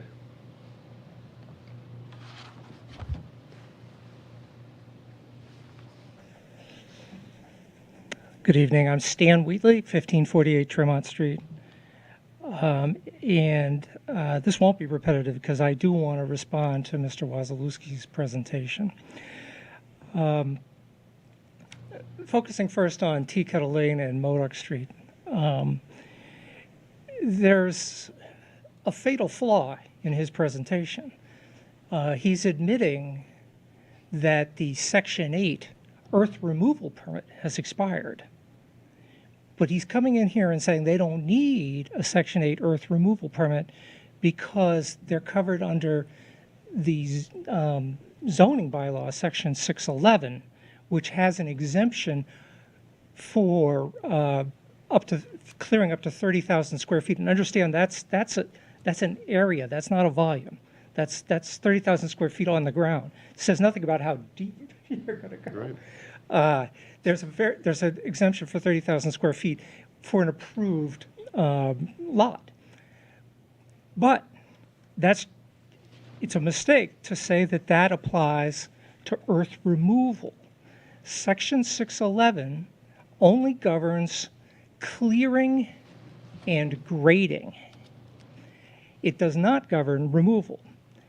And the exemptions that he's talking about, at the very beginning, this is section 611.5 of the zoning bylaws. At the very beginning, it says, of the exemption sections, it says, the provisions of this bylaw shall not apply to the following activities. And the very first one is the 30,000 square foot business.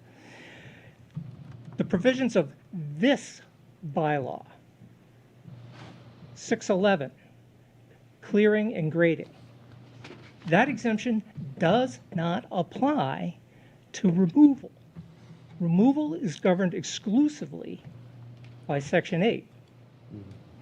And there is no such exemption in Section 8. And we covered this a little bit last week. It's crystal clear because further down in 611.5, there is an exemption for work that's permitted under Section 8. So it works in that direction. You don't need a clearing and grading permit if you have a Section 8 permit. But it doesn't work in the direction that he wants to make it work, which is that if you have a 611 permit, you don't have to have a Section 8 permit. 611 and Section 8 do not say that. If you're doing removal, which they clearly are, you need a Section 8 permit. And they don't have one because it expired on January 31st of this year. Can I ask you a question about Sure. that? So are you saying that under 8.1.2, that what they're doing now, so it says removal of soil, loam, sand, or gravel to the extent normally required for the excavation of a construction project, that is not what they're doing right now? What I'm saying now is that what they're doing is so far in excess, the scope of what they're doing is so far in excess of that exception under Section 8 that it does not apply. Okay. Is it because of depth or? It's the total volume. It's the total volume. Okay. Section 8 is concerned with cubic yards, not square footage. I understand. Yeah. And it's the total cubic yards that they've taken out of there is just orders of magnitude more than what's contemplated by that one exemption in Section 8. Because I guess just in the back of my mind is the reason we did the earth removal permit bylaw in the first place is because earth could not be removed under our current bylaws. Right, we had the regulation, Right. but we didn't have the Like if rules, or we had the permit, we had one without the other. like if, Well, yeah, I don't have that history, but it's clear that the removal part is covered by Section 8. And yes, there is that exemption you just identified, but this is way beyond the scope of that. Okay. So what they're doing up on Modoc and Tea Kettle is unpermitted sand mining. It's it's an industrial grade sand mining operation that they don't have a permit for. And so, when I was here last week, I said, I'm very excited that we're going to revisit Section 8 and the regulations under Section 8. But what I said last week was, please press pause till we do that. Right. Because the truck traffic, I won't repeat what my wife said, the truck traffic is it's insufferable. Now, I would also like to turn my attention to the DPW project. Mr. Wazalewski didn't really say too much about that. And if it's true that that's going to end on Wednesday, is that the case? That the truck traffic's going to stop on Wednesday? Sheila, is that correct? Sheila, didn't you tell me that last week? Or no, who told me that last week? Was it you or Jim that told me that? That the truck traffic is going to end next Wednesday, or this Wednesday? Projected next Wednesday, projected this Wednesday. This coming Wednesday? My understanding, yeah. Okay, yeah, so that's Meaning 2 days from today. Day after tomorrow. what I heard. On or about. Contract is here for certain. Well, let's ask him. They're asking each other behind you. What's the answer? What's the answer? When's it going to finish, DPW? Wednesday? Yeah. Is in 2 days from today. Great. Guarantee it, but within the next 2 days, this week, early this week. Our contract says March 14th. we're working hard to finish early. Okay. All right, so by March 14th, that's when the contract expires. So I don't want to spend, if that's the case, I don't want to spend a lot of time on it, but it's important to understand that the DPW project, and again, I'm sort of dealing with a moving target here, because I did meet with, and I want to say, Mr. Wasilewski has been nothing but gracious in his dealings with me. He's been very generous with his time. And I met with him about a week and a half, maybe 2 weeks ago, and at that time, he was not relying on that 8.1.2 exception. He specifically said, I'm relying on 611, which doesn't apply for all the reasons I've already said. Good. So to hear that now we're relying on 8.1.2 for DPW is news to me. But I'm not saying anything. I was just kind of looking at that. I don't know who said that to you. well, he said that tonight. He said that. He's Okay. changed. He's shifted gears, which is whatever. But I would make the same argument there that the scope of what is being done back there behind the DPW is so far in excess of what is contemplated by this exemption that it's an unpermitted industrial sand mining operation. There's never been a permit for a Section 8 permit for the DPW operation. Right. They've always relied on the 611 permit, which just doesn't cover removal.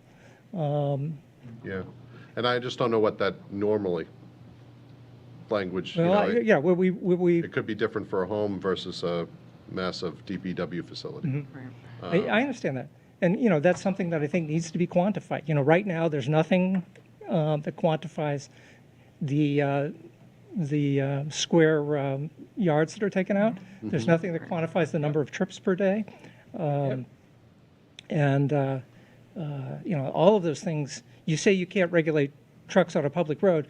Well, that's true as far as it goes, but you can regulate the trips out, and at least if the destination is in Duxbury, which it is, you can regulate the trips in. It's not like you don't have any power to deal to mitigate. Again, I'm repeating myself from last week.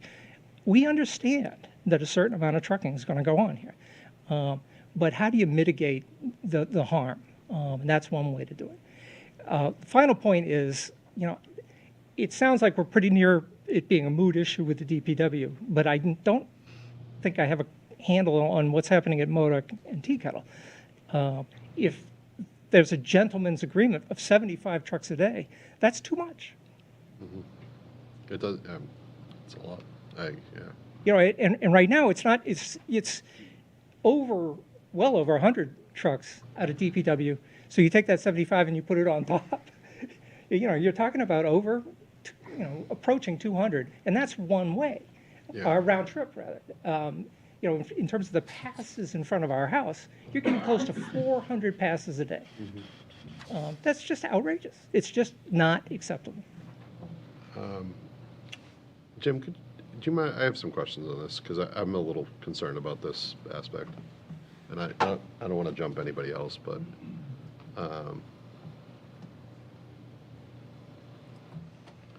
so they're not operating this last piece here under the earth removal permit. Correct. Just under 811. So how is this 75 truck a day volume a normal clearing under our bylaws? That language doesn't exist in the zoning bylaw. Okay. That is in the earth removal permit. So I guess what I'm trying to get at is we passed this earth removal permit so that it would be allowed to do this actual removal of whatever land. Why is this allowed to just be why is this clearing allowed in this volume, Tea Kettle and Modoc?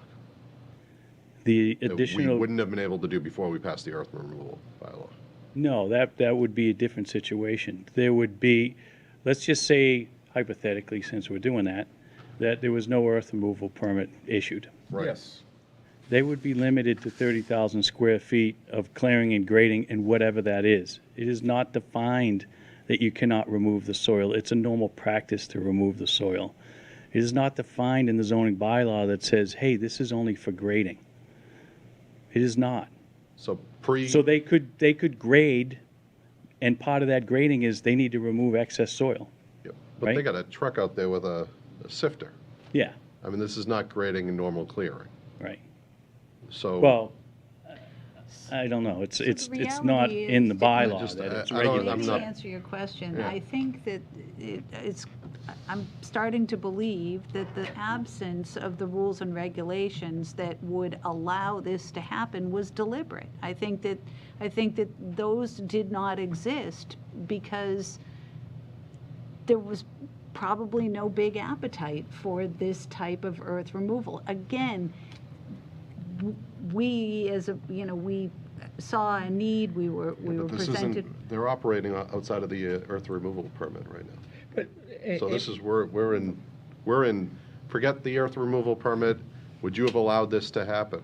This clearing and grading with Yes. a machine and every, Within the limits of the bylaw, absolutely. Wait, hold on a sec, but And what's here's really what- interesting, though, my understanding, and Yeah. you legal guys can no, correct I'm me, just. right? I'm- But butcher. the zoning bylaw is what I've been heard is it was called a restrictive bylaw, that if it's not actually written there, you cannot do it. That's right, everything that Correct. isn't specifically allowed is prohibited in our bylaw. Right. It's true with any zoning bylaw. Okay, that's true with any zoning bylaw, right? Correct. So the problem is, just like the 200 feet over a marsh, people debate where the marsh ends, and you spend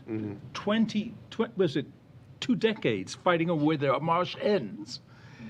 In the end, basically the law said the marsh didn't end there. So we're in the same boat here. Is we can debate what's normal because, oh no, this is all part of building. So our bylaws are not sharp enough. No, we Are not sharp enough and tighten this up. stuff to happen that is open to somebody's interpretation, right? Because our laws.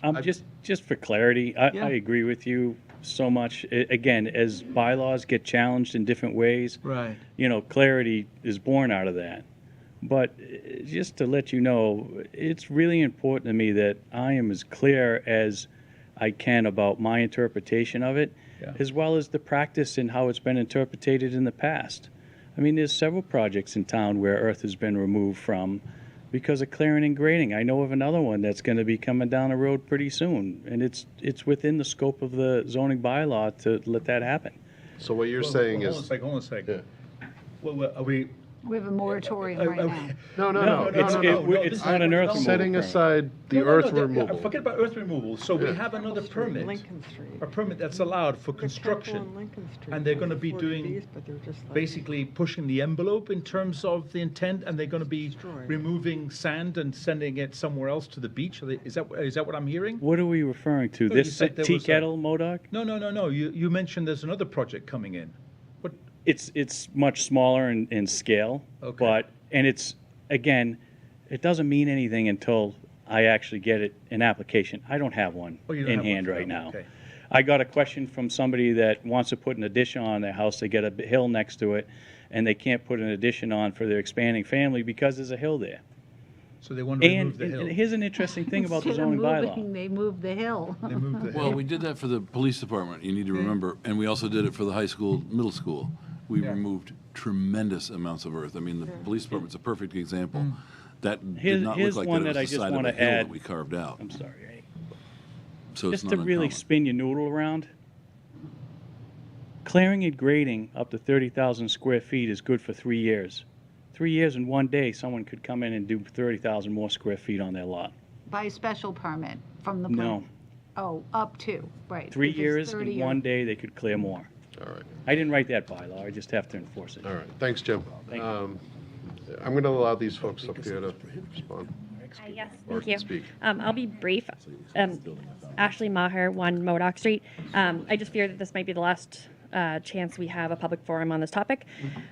So this is subjective, but in my opinion, this did not enhance Tea Kettle Lane, a once sleepy street surrounded by nature.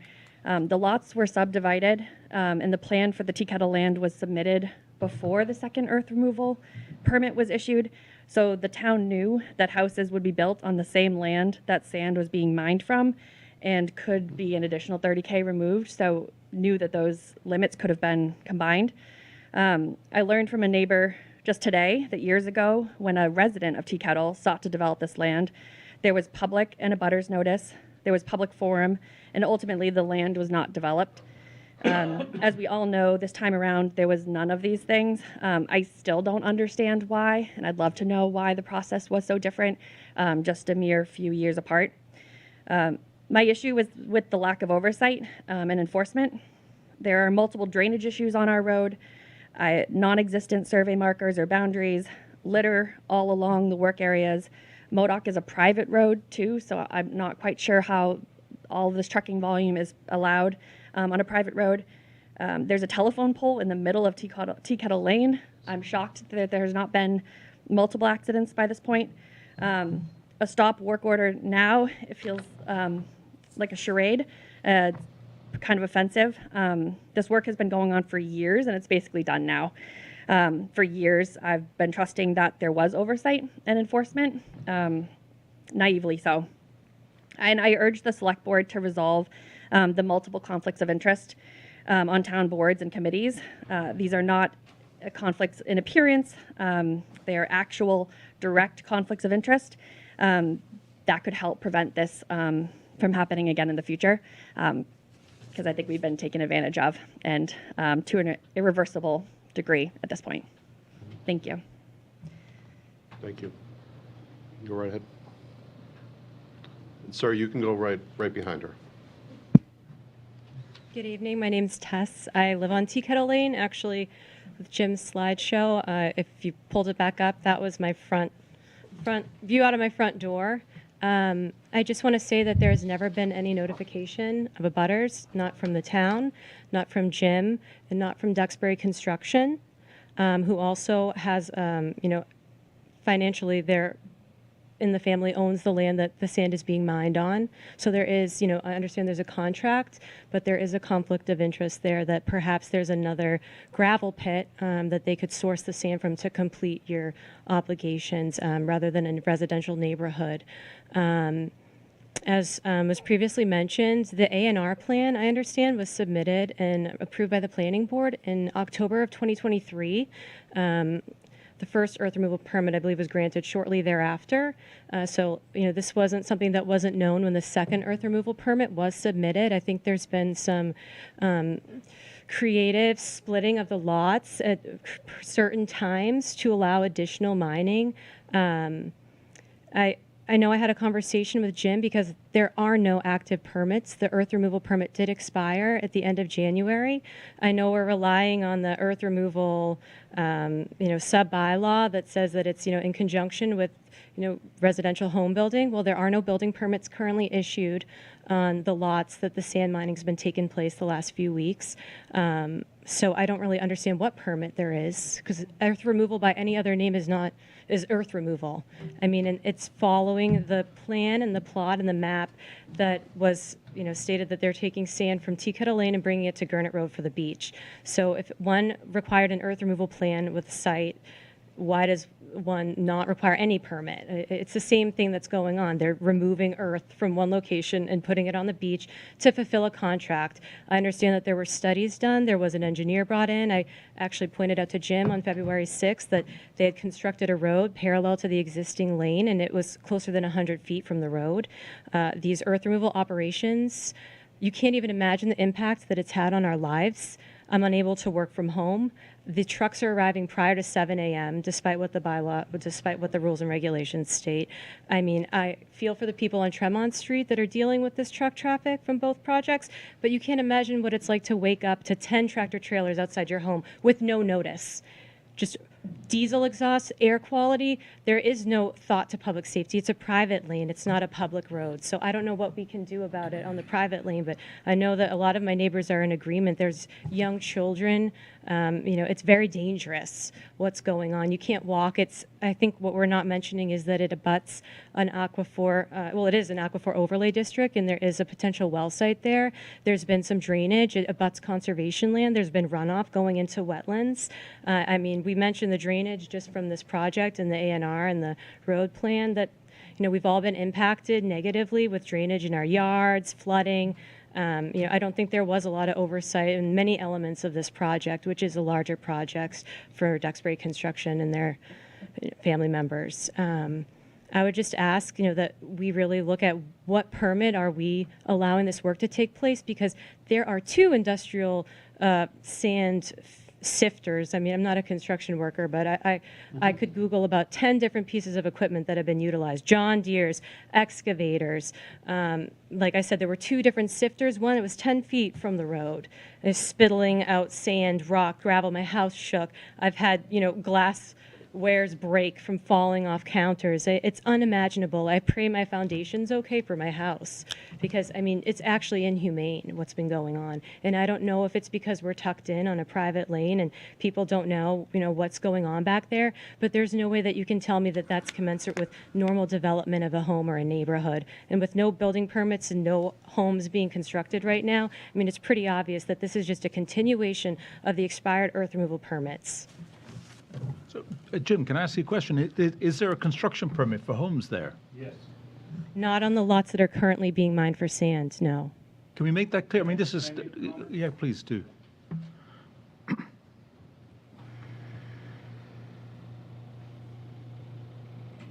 I have an application for that lot that's being reviewed right now.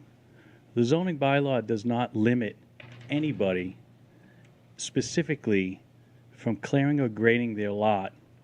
It says when it's being prepared for residential structures. How many projects and roads and subdivisions are created where all that work is done without a single permit being done in my office?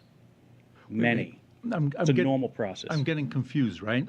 So when a person, this was basically A&R, right? What does A&R stand for? Not required. Approval not required, okay? So It's not a subdivision of land, it's Right. it's a, Yeah, so I just want to make sure everybody, so I want to make basically, I know where you're going with this.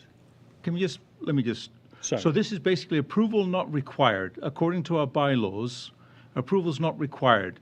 So does that permit the person who's applied and working under the A&R to go ahead and clear and do all this stuff that the person's doing now? It's really irrelevant because the earth removal irrelevant. permit is issued on many lots. It can be issued, just like the first one, before an A&R was there.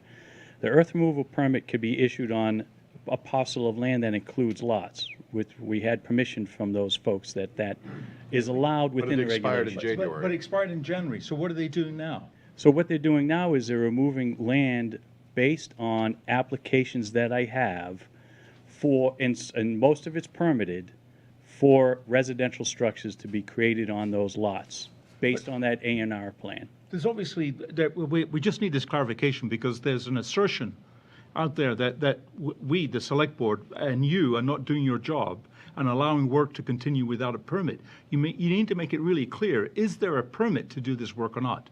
And this lady behind is saying no. Why is she saying no? Because there isn't. Isn't there? There's no permit for because this. it's not There's no earth required. removal permit required for the work that they're doing now. They're within the scope of the bylaw Within to the scope of remove the that bylaw. soil and grade it for each one of the residential structures that are going to be placed there. So the question is then, so is excavation and look, it looks like what's going on is they're basically clearing it and then using that soil to fulfill a contract. That's kind of where you're shaking your head. Okay, because you're saying the bylaw, there's no rules that prevent us from doing that. But I thought our zoning bylaw is prohibitive, and we can't do anything that's not Restrictive. allowed. It's restricted. Right. So basically, as excavation doesn't say our bylaws that you can excavate. Yeah. Can I jump in here? What's happening, Fernando, is that there's a bit of a loophole Right. that has been found, I think. And it sounds to me as if these A&R lots are being created as we go. Instead of what you would typically see as a subdivision, which we would have more control over, and which has limitations Right. on how the expiration date. What's happening is that it sounded like when you were doing your presentation and you were talking about the exceeding the 30,000 square foot was because that they were creating new lots out there, which must be being Yeah, created. that's not, I didn't No, they're mean it not that A&R way. lots being created So, on let- the private way? I'm trying to figure out where they're getting their frontage, but are those let me- lots already pre-existing? Let me back up a little bit on this and hopefully explain this. If an A&R plan was in place, right, Existing? the point here is moot, that they could still obtain an earth removal permit for multiple lots, right? And if you look at the second earth removal permit, all the parcels are listed that second earth removal permit was subject to, right? So all that work in my illustrations, and I got those from satellite pictures Yeah. that are stamped timelines, right? Yeah. To show that earth was removed within those time limits, right? I have no vested interest in this, just Yeah. my No, I don't. interpretation. We're talking post-January. We're talking So post-January. post-January, all the additional work that is being done is Yes. because they are prepping those lots and clearing and grading up to 30,000 square feet for residential structures. That's what the bylaw says. Okay, so those are already existing lots, so those lots are not, okay. They're Lot existing lines aren't now, being yeah. changed. Correct. Whether they're. They're not changing any lines or doing anything like that, no. So is 75 trucks a day for till whenever a normal activity for clearing land for these lots? But that sounds like they're excavating. Yeah.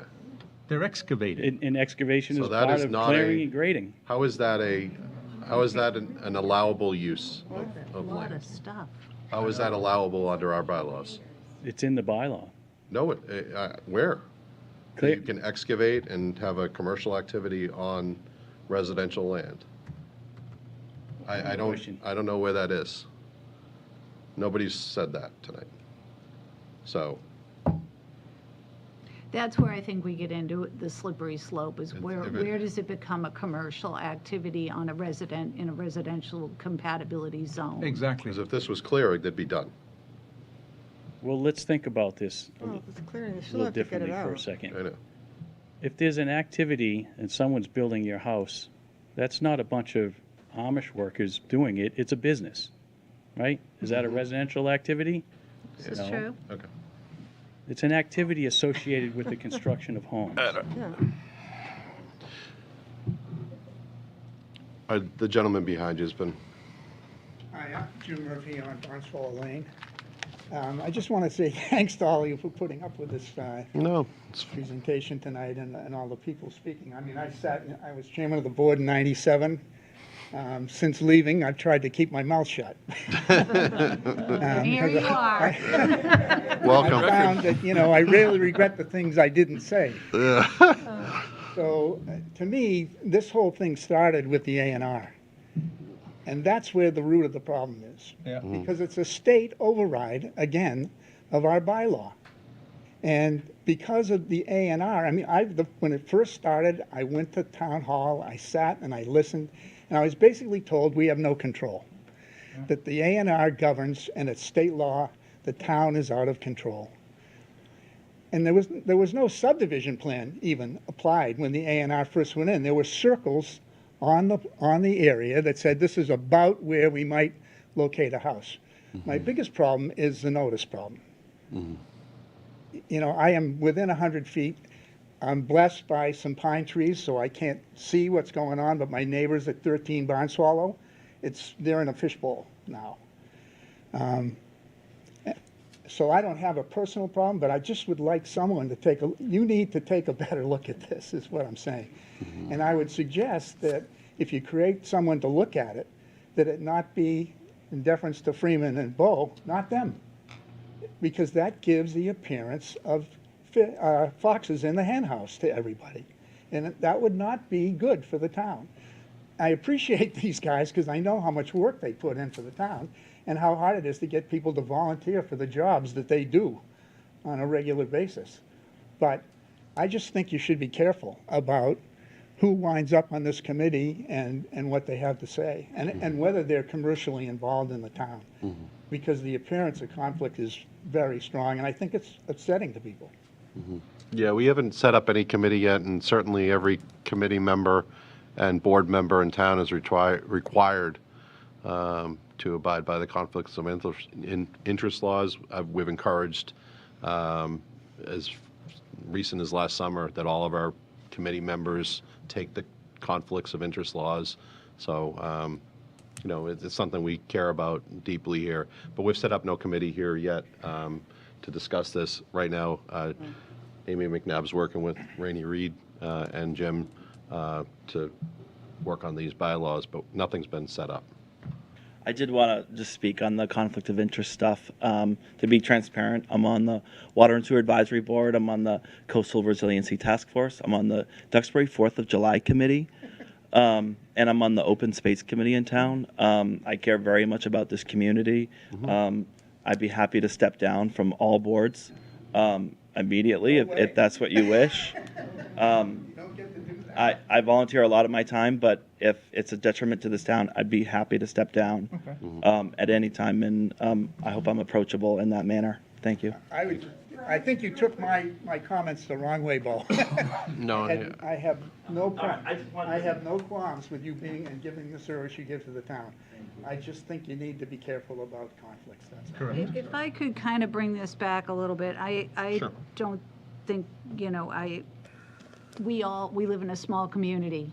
We all have friends and neighbors and find ourselves sometimes feeling like you're conflicted. But, you know, the conflict of interest laws are very specific in what presents a conflict. We all on boards and committees, as the chair said, take a class every year and have to certify that we do that. And, you know, that's a tough one. Mrs. Wheatley suggested, where was I going with this? She had one issue. No, it was, you had mentioned that it wasn't Duxbury construction trucks that were the biggest culprits of speeding and the exhaust braking and that kind of thing. And I believe that Bo has indicated that the contract is with Duxbury Construction and that these guys are your subs. I would suggest and ask, you know, as they're working for you, I think it would really be helpful if you could have a talk with them and ask them to, you know, not use their exhaust brakes or whatever they're doing, and to abide by the speed limit. It's kind of your reputation, and I would hope that they would listen to you. Just a suggestion. Amy, I respect that very much.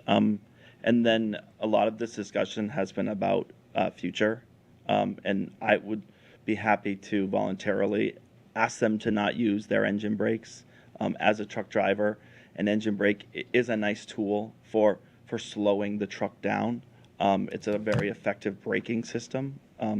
Driving a truck, you are very responsible for a large load, and safety is a major concern. The engine brake is a nice tool, but I feel that it also could be part of future bylaws to limit the use. I hope that there is consideration in an emergency that braking system could be still used to save life and property. But I think that's another thing that could be addressed across the town. I know a lot of other towns have posted their roads limiting the use of those braking devices, and I think Duxbury could follow. Sure. And thanks. Thanks, Bo. Mr. Wheatley, I'm just going to pause 1 second. Ms. Hill has been waiting patiently on the Zoom. I just want to let her. Go ahead, Christine. Okay, can you hear me now? Of course. Can you hear? Okay, so I just have a couple of comments and a question. First of all, I think going forward with this trucking issue and going to Duxbury Beach, we have to think about what's going to happen if we build a new bridge. What kind of bridge is it going to be, and are the trucks going to be able to go over the bridge, particularly if we have a wooden top over the bridge? I talked to many residents of Marshfield on Canal Street and Cariswell Street, and they're very upset, and they think if the state is gonna spend $170 million on a new bridge for us, they shouldn't have this traffic going by their house anymore. Then, I just wanted to clarify a couple of the dates. In 2022, in November 10th, there was an email to the town manager from the DBR asking for these permits, for there to be an earth removal permit. It was approved on the 14th, and then I think it was, Jim was going so quickly, I missed it, but then there was a permit issued on the 18th. Does that mean that Duxbury started making the permits without any discussion about it on November 10th? Was there any discussion on with the town, with Duxbury Construction or the DVR about these permits before November 10th, 2022? Or did we do all this in like 8 days? Well, no, I mean, full No, disclosure. We didn't do the permits. I think he's gonna answer Well, this. Jim's gonna have to. We didn't approve the permits. No. I wanted the opportunity to say that I've kind of dedicated my whole life to moving earth and doing so, and working with the Duxbury Beach Reservation. It was very clear that if we were going to be removing this earth from this development that had been proposed since day one, that we wanted to do it with every permit in hand. And I can think of so many earth removal operations that have happened in town. I think Rainey did a great job pointing out many. And we are the only 2 earth removal permits in the history of the town that we know of. But I was asking a question. So the question is, did you start working with the town on this permit on November 10th, 2022? Or were you working with the town prior to that? I'm gonna say no. I am too. That's correct. Amy and I came up So with the you guys permit. did this in 8 Excuse me, days? Christine. Excuse me, Christine. What happened was Amy and I received a request, the office received a request to have a vehicle to allow us to do resource extraction. So Amy and I worked together, put together a permit, board approved it, Jim used it, it was approved 2 days later. Yep, Yeah, that timeline's correct. 8 days. Yep. Yeah, there was no shenanigans. There was No. nothing happening behind closed doors or any backroom deals. Again, it came to our attention that there was a need. There was sand. The beach. It was the perfect sand for the beach, and we had a bylaw, but we had no rules and regulations to govern the bylaw. In fact, we were answering a question posited in the bylaw that said we needed to come up with regulations, and so we cobbled them together from a couple of communities. We did the best we could, we Brought it thought, to the and board, again, yeah. this is where we're at. These were, our best of intentions Yeah. has resulted in a bit of a mess, and, I think we're all very committed to trying to fix it as best we We're can. definitely going to fix it, no question. Yep. Mr. Wheatley, I'll let you have one more opportunity thank you very here, much. and I think everybody else is.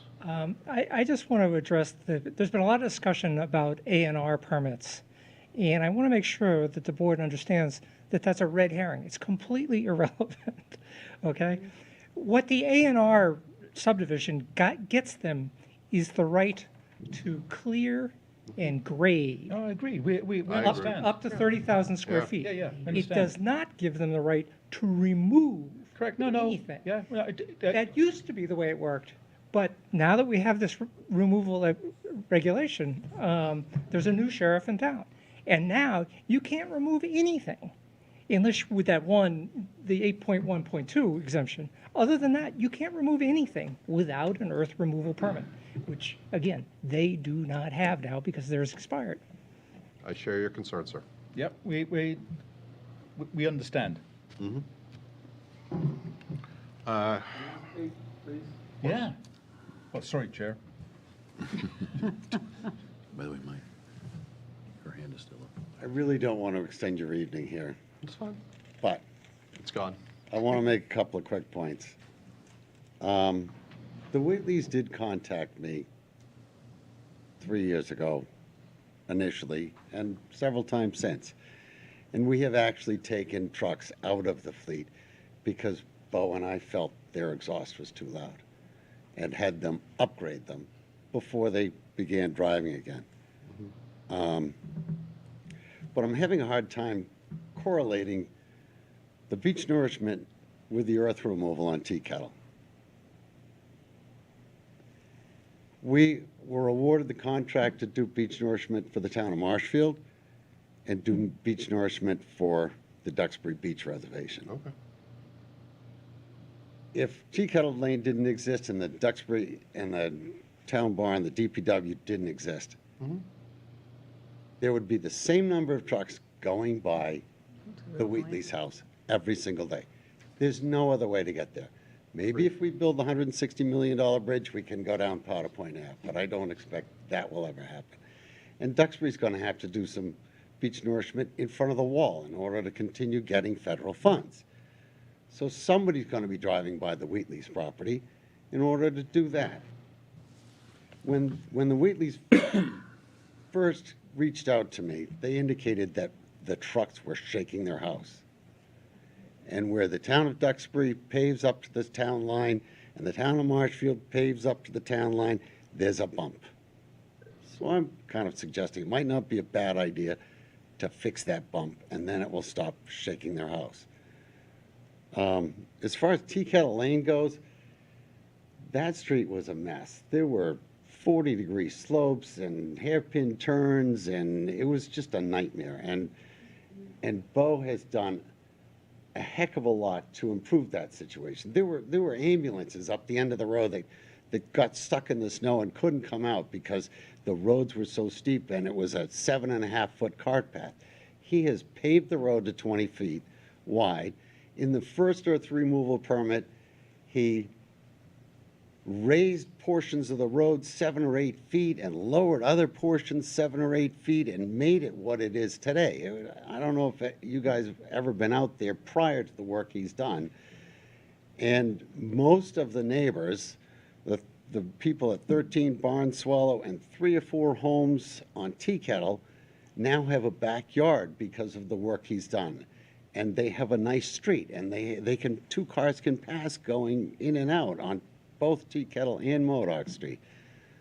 So as far as Tea Kettle goes, I think what Bo's done is great.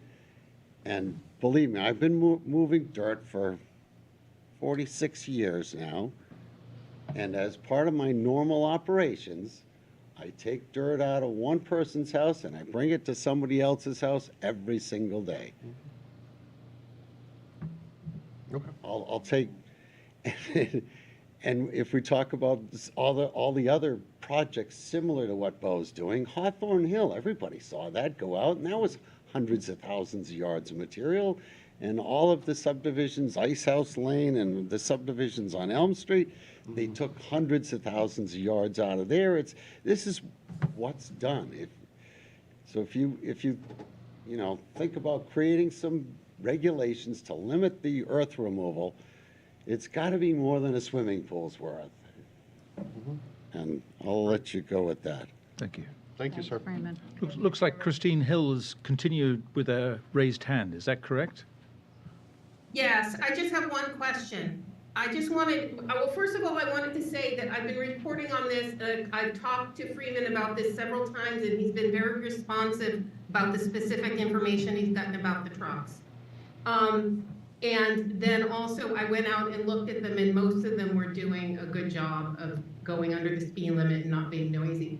But I just wanted to get back to something that Freeman just said about it not going down Powder Point and over the bridge in the future. I really think we have to think about the economic inequities. It's not going to go past Powder Point because all the rich people are going to have a fit.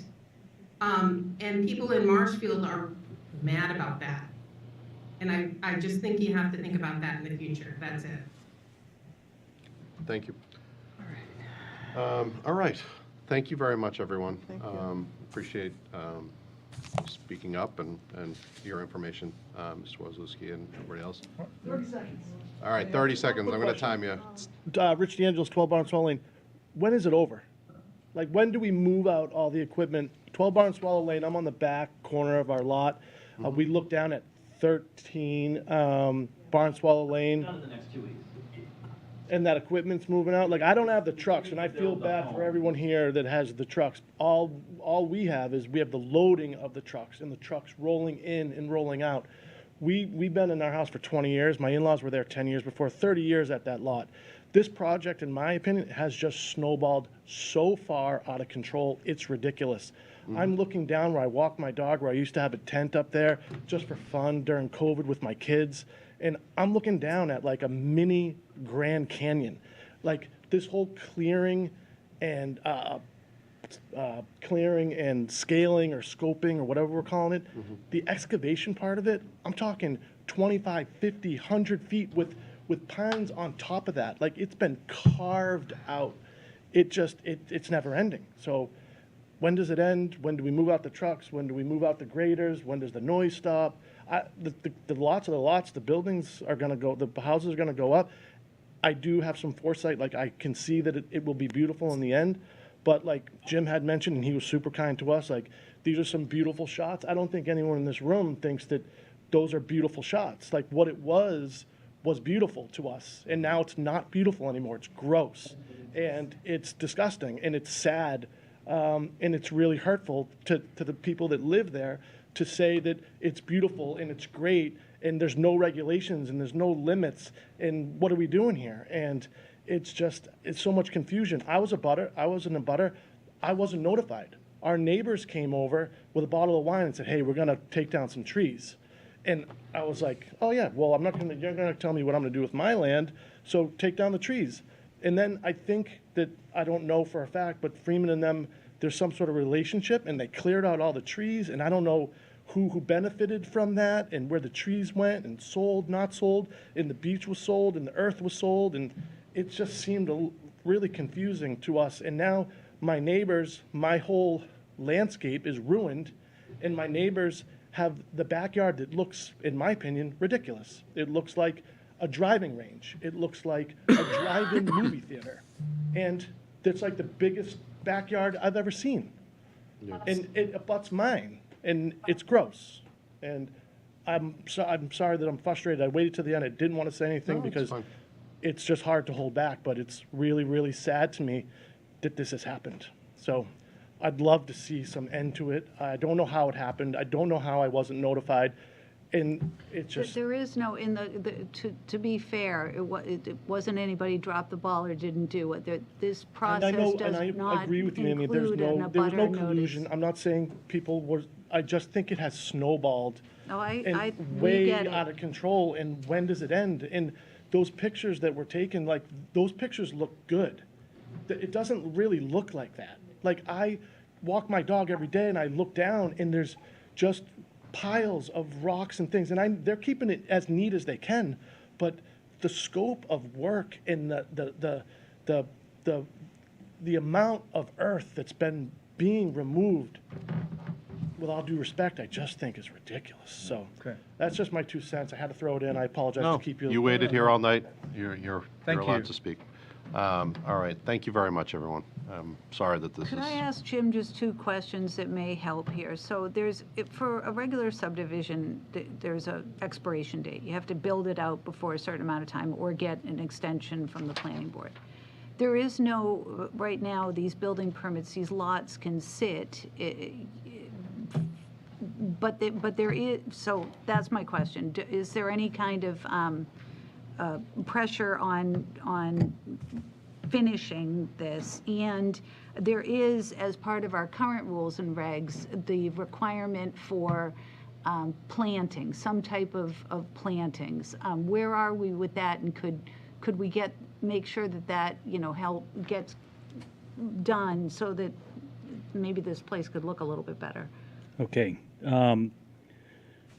With respect to the first question about expiration dates related to the construction of buildings. The A&R. Say that again? The A&R. The A&R. So the A&R lots could exist. They could clear up to 30,000 square feet even without a building permit. because the intent, it's a residential compatibility district, it's going to be for a residential structure, right? They are actively pursuing building on all the lots. I think there's one for 11 Modoc that we're under review right now. I'm ready to actually approve it because we vetted out some other zoning things that I was curious about. There might be one more that I might not have yet, but they can still actively work on those sites. There's no time limit that says they can't, because a perfect example of this is based on the economy and construction. It's such a cyclical nature. He could start building these things, the economy crashes, and now what?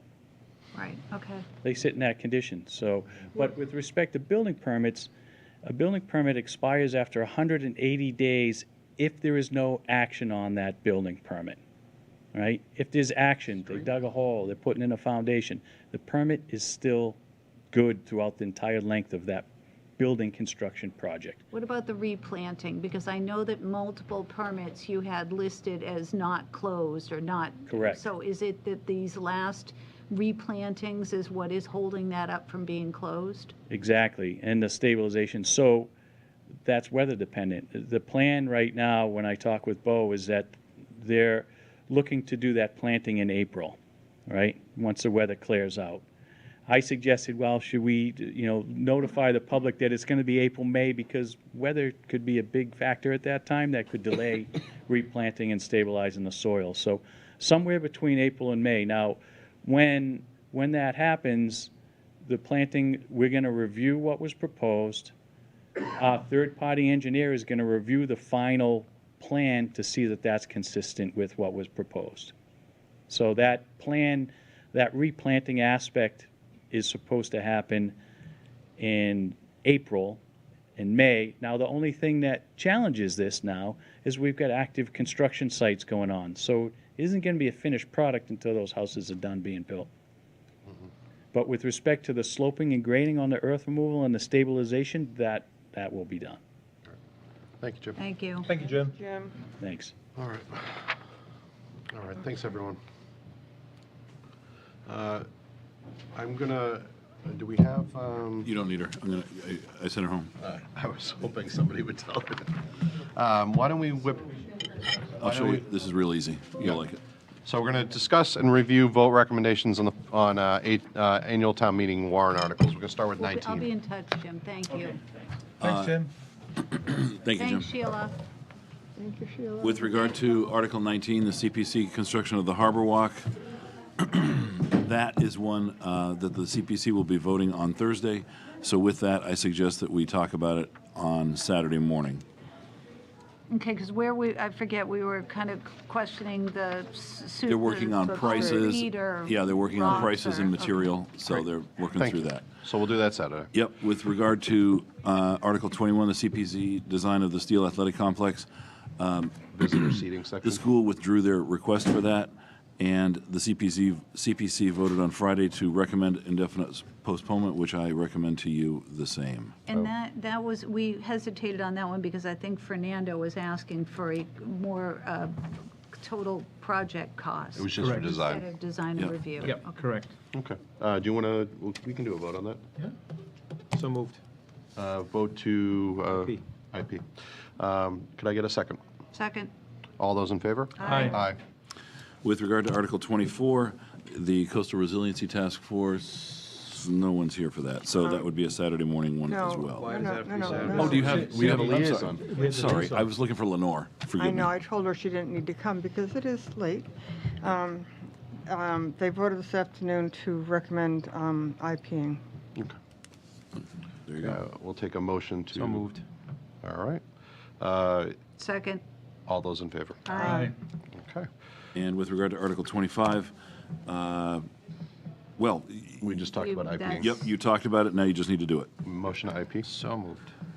Second. Recommend IPing. Second. All those in favor? Aye. Aye. All right. Now we have a discussion. And with regard to Article 25, A little playback, no.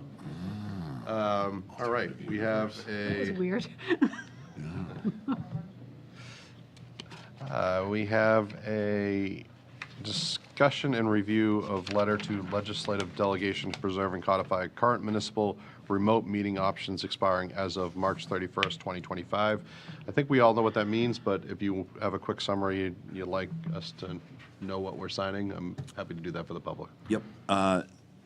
The regulations that allow remote participation are going to, the COVID era regulations that allow remote participation are set to expire on March 31st. There's a movement afoot amongst the MMA and other places, other communities, trying to petition the legislature to preserve and codify the current municipal remote meeting options. So I think there's a letter in your packet, isn't there? There is, Yeah. So it's we urge you to co-sponsor HD.2863 and SD.1850, and this goes to Senator Patrick O'Connor and State Representative Kenneth Sweezy. Exactly. If you like it, make a motion, we'll get it out the door. I like it. I think the more we can do to encourage public participation, the better. Correct. I move that the Select Board authorize the chair to sign and send a letter to Senator O'Connor and Representative Sweezy regarding House Bill 2863 and Senate Bill 1850 as discussed. Second. All those in favor? Aye. Aye. All right. We have a discussion regarding authorizing the town manager to enter into a municipal aggregation contract. Formality. When Wendell was here I know at he the last discussed it, meeting, yeah. he talked about it, but we needed to get the board to vote to authorize me to do that. So Okay. it's a pro forma thing. Okay. Could I have a motion? I move the Select Board approve and authorize the town manager to enter into a municipal aggregation contract in the event favorable pricing is received. Second. All those in favor? Does it say that? Aye. Aye. Good. I would have said it anyway. I actually thought you put that in. No, it's right here. I got your number, Brian. Town managers report. Town manager's report, it's all about town meeting. I hope to see everybody, I know I'll see all 5 of you there, but I hope to see as many people as we can get in the room on the 8th. It's just preparation for that. That's everything we've been doing. What time are we meeting? 8 o'clock. 8. It'll be okay, Amy. Yes, thank you. Committee appointments and reappointments. Before we move on, if I can just, to ask Fernando, because at open forum, I acknowledge your terrific report, your terrific presentation at the override. So what I wanted to just ask is, for those folks who didn't have an opportunity to attend in person. Yes. I know that the program was recorded. Where can folks who want to see the recording view it? Oh, great question. It is actually on the town webpage. So if you look at the town webpage, the homepage, top left-hand button says fiscal year 26 override, and if you scroll down, you can get the presentation. And there's also now basically they've uploaded both of the forums that were held at the school, so people can watch them to their heart's content. And if I may add to that. Yes. Then he did another one on Friday for the school PTA, and that's on the school's website. Oh, wow. Yeah. And then he did another one tonight for WATD on Kevin Tachi's radio show, and that'll be on WATD's website as well. So it's like the Fernando show everywhere. Wow. It's just a rerun. Thank you, Fernando, for Doing a doing hell all of a that job work. there, pal. Thank you. But yes, and so public service announcement. No, seriously, this I cannot stress. I mean, I think this is really important. So please do take advantage of the information that's available on the town's website, and please do turn up on March 8th, Saturday, and also at the ballot. Will be greatly appreciated. Thank you. Thank you, Fernando. Committee appointments and reappointments and resignations. We have one. This was discussed earlier with the MBTA's working group. Steve, you've done a ton of work here. Would you like us to hold off a week and to consider another application, or do you want to move forward with recommendations? And I think we can also discuss that as well, but I just wanted to hear from you first. Just a question for clarification. There's one person suggested tonight, but there's 2 seats, is that? We only had one person take advantage of the interview. Right. Okay. Well, Thank and you. but it sounds like maybe it wasn't known as well as it could have been, and there are other people that are interested. So I guess to address that, Madam Vice Chair, we can reach out to the other applicants from whom we didn't hear definitively with regard to their interest in their candidacy. So we could follow up with them again to see if they are interested. And if they continue not to be, or if they definitively tell us that they're not interested, we might expand the scope of to see if we can get some additional volunteers who might be able to assist. We can still vote on this one that did, right? But Mr. Chairman, coming back to your question, preference, we would like you to, if possible, if you're so willing, to vote this evening on the candidate that we have in mind. Okay. Any concerns from the board? I'm fine with it. Yep. All right, I will take a motion. I move that the Duxbury Selectboard appoint or reappoint the following individual to the MBTA Communities Working Group. Usually there's multiple folks here, Yeah. so there's only one tonight. So to the MBTA Communities Working Group, Megan Driscoll to fill an unexpired term at large for a term expiring June 30, 2025. Second. All those in favor? Aye. Aye. I will note there were 2 resignations from the MBTA Communities Working Group. Chris Sherman and Carl Coons, who participated all the way until town meeting last time and didn't have the bandwidth to do it this time. We thank them for their service. So Ms. Driscoll will take one of those seats, and then we'll solicit additional applications for the second. The following boards and committees have available seats. Alternative Energy Committee has 2 seats. Conservation Commission has 1 seat. This is an advance notice of an open seat on the Concom due to a resignation, which will be available starting July 1st, 2025. Design Review Board has 1 seat. Duxbury Cultural Council has 1 seat,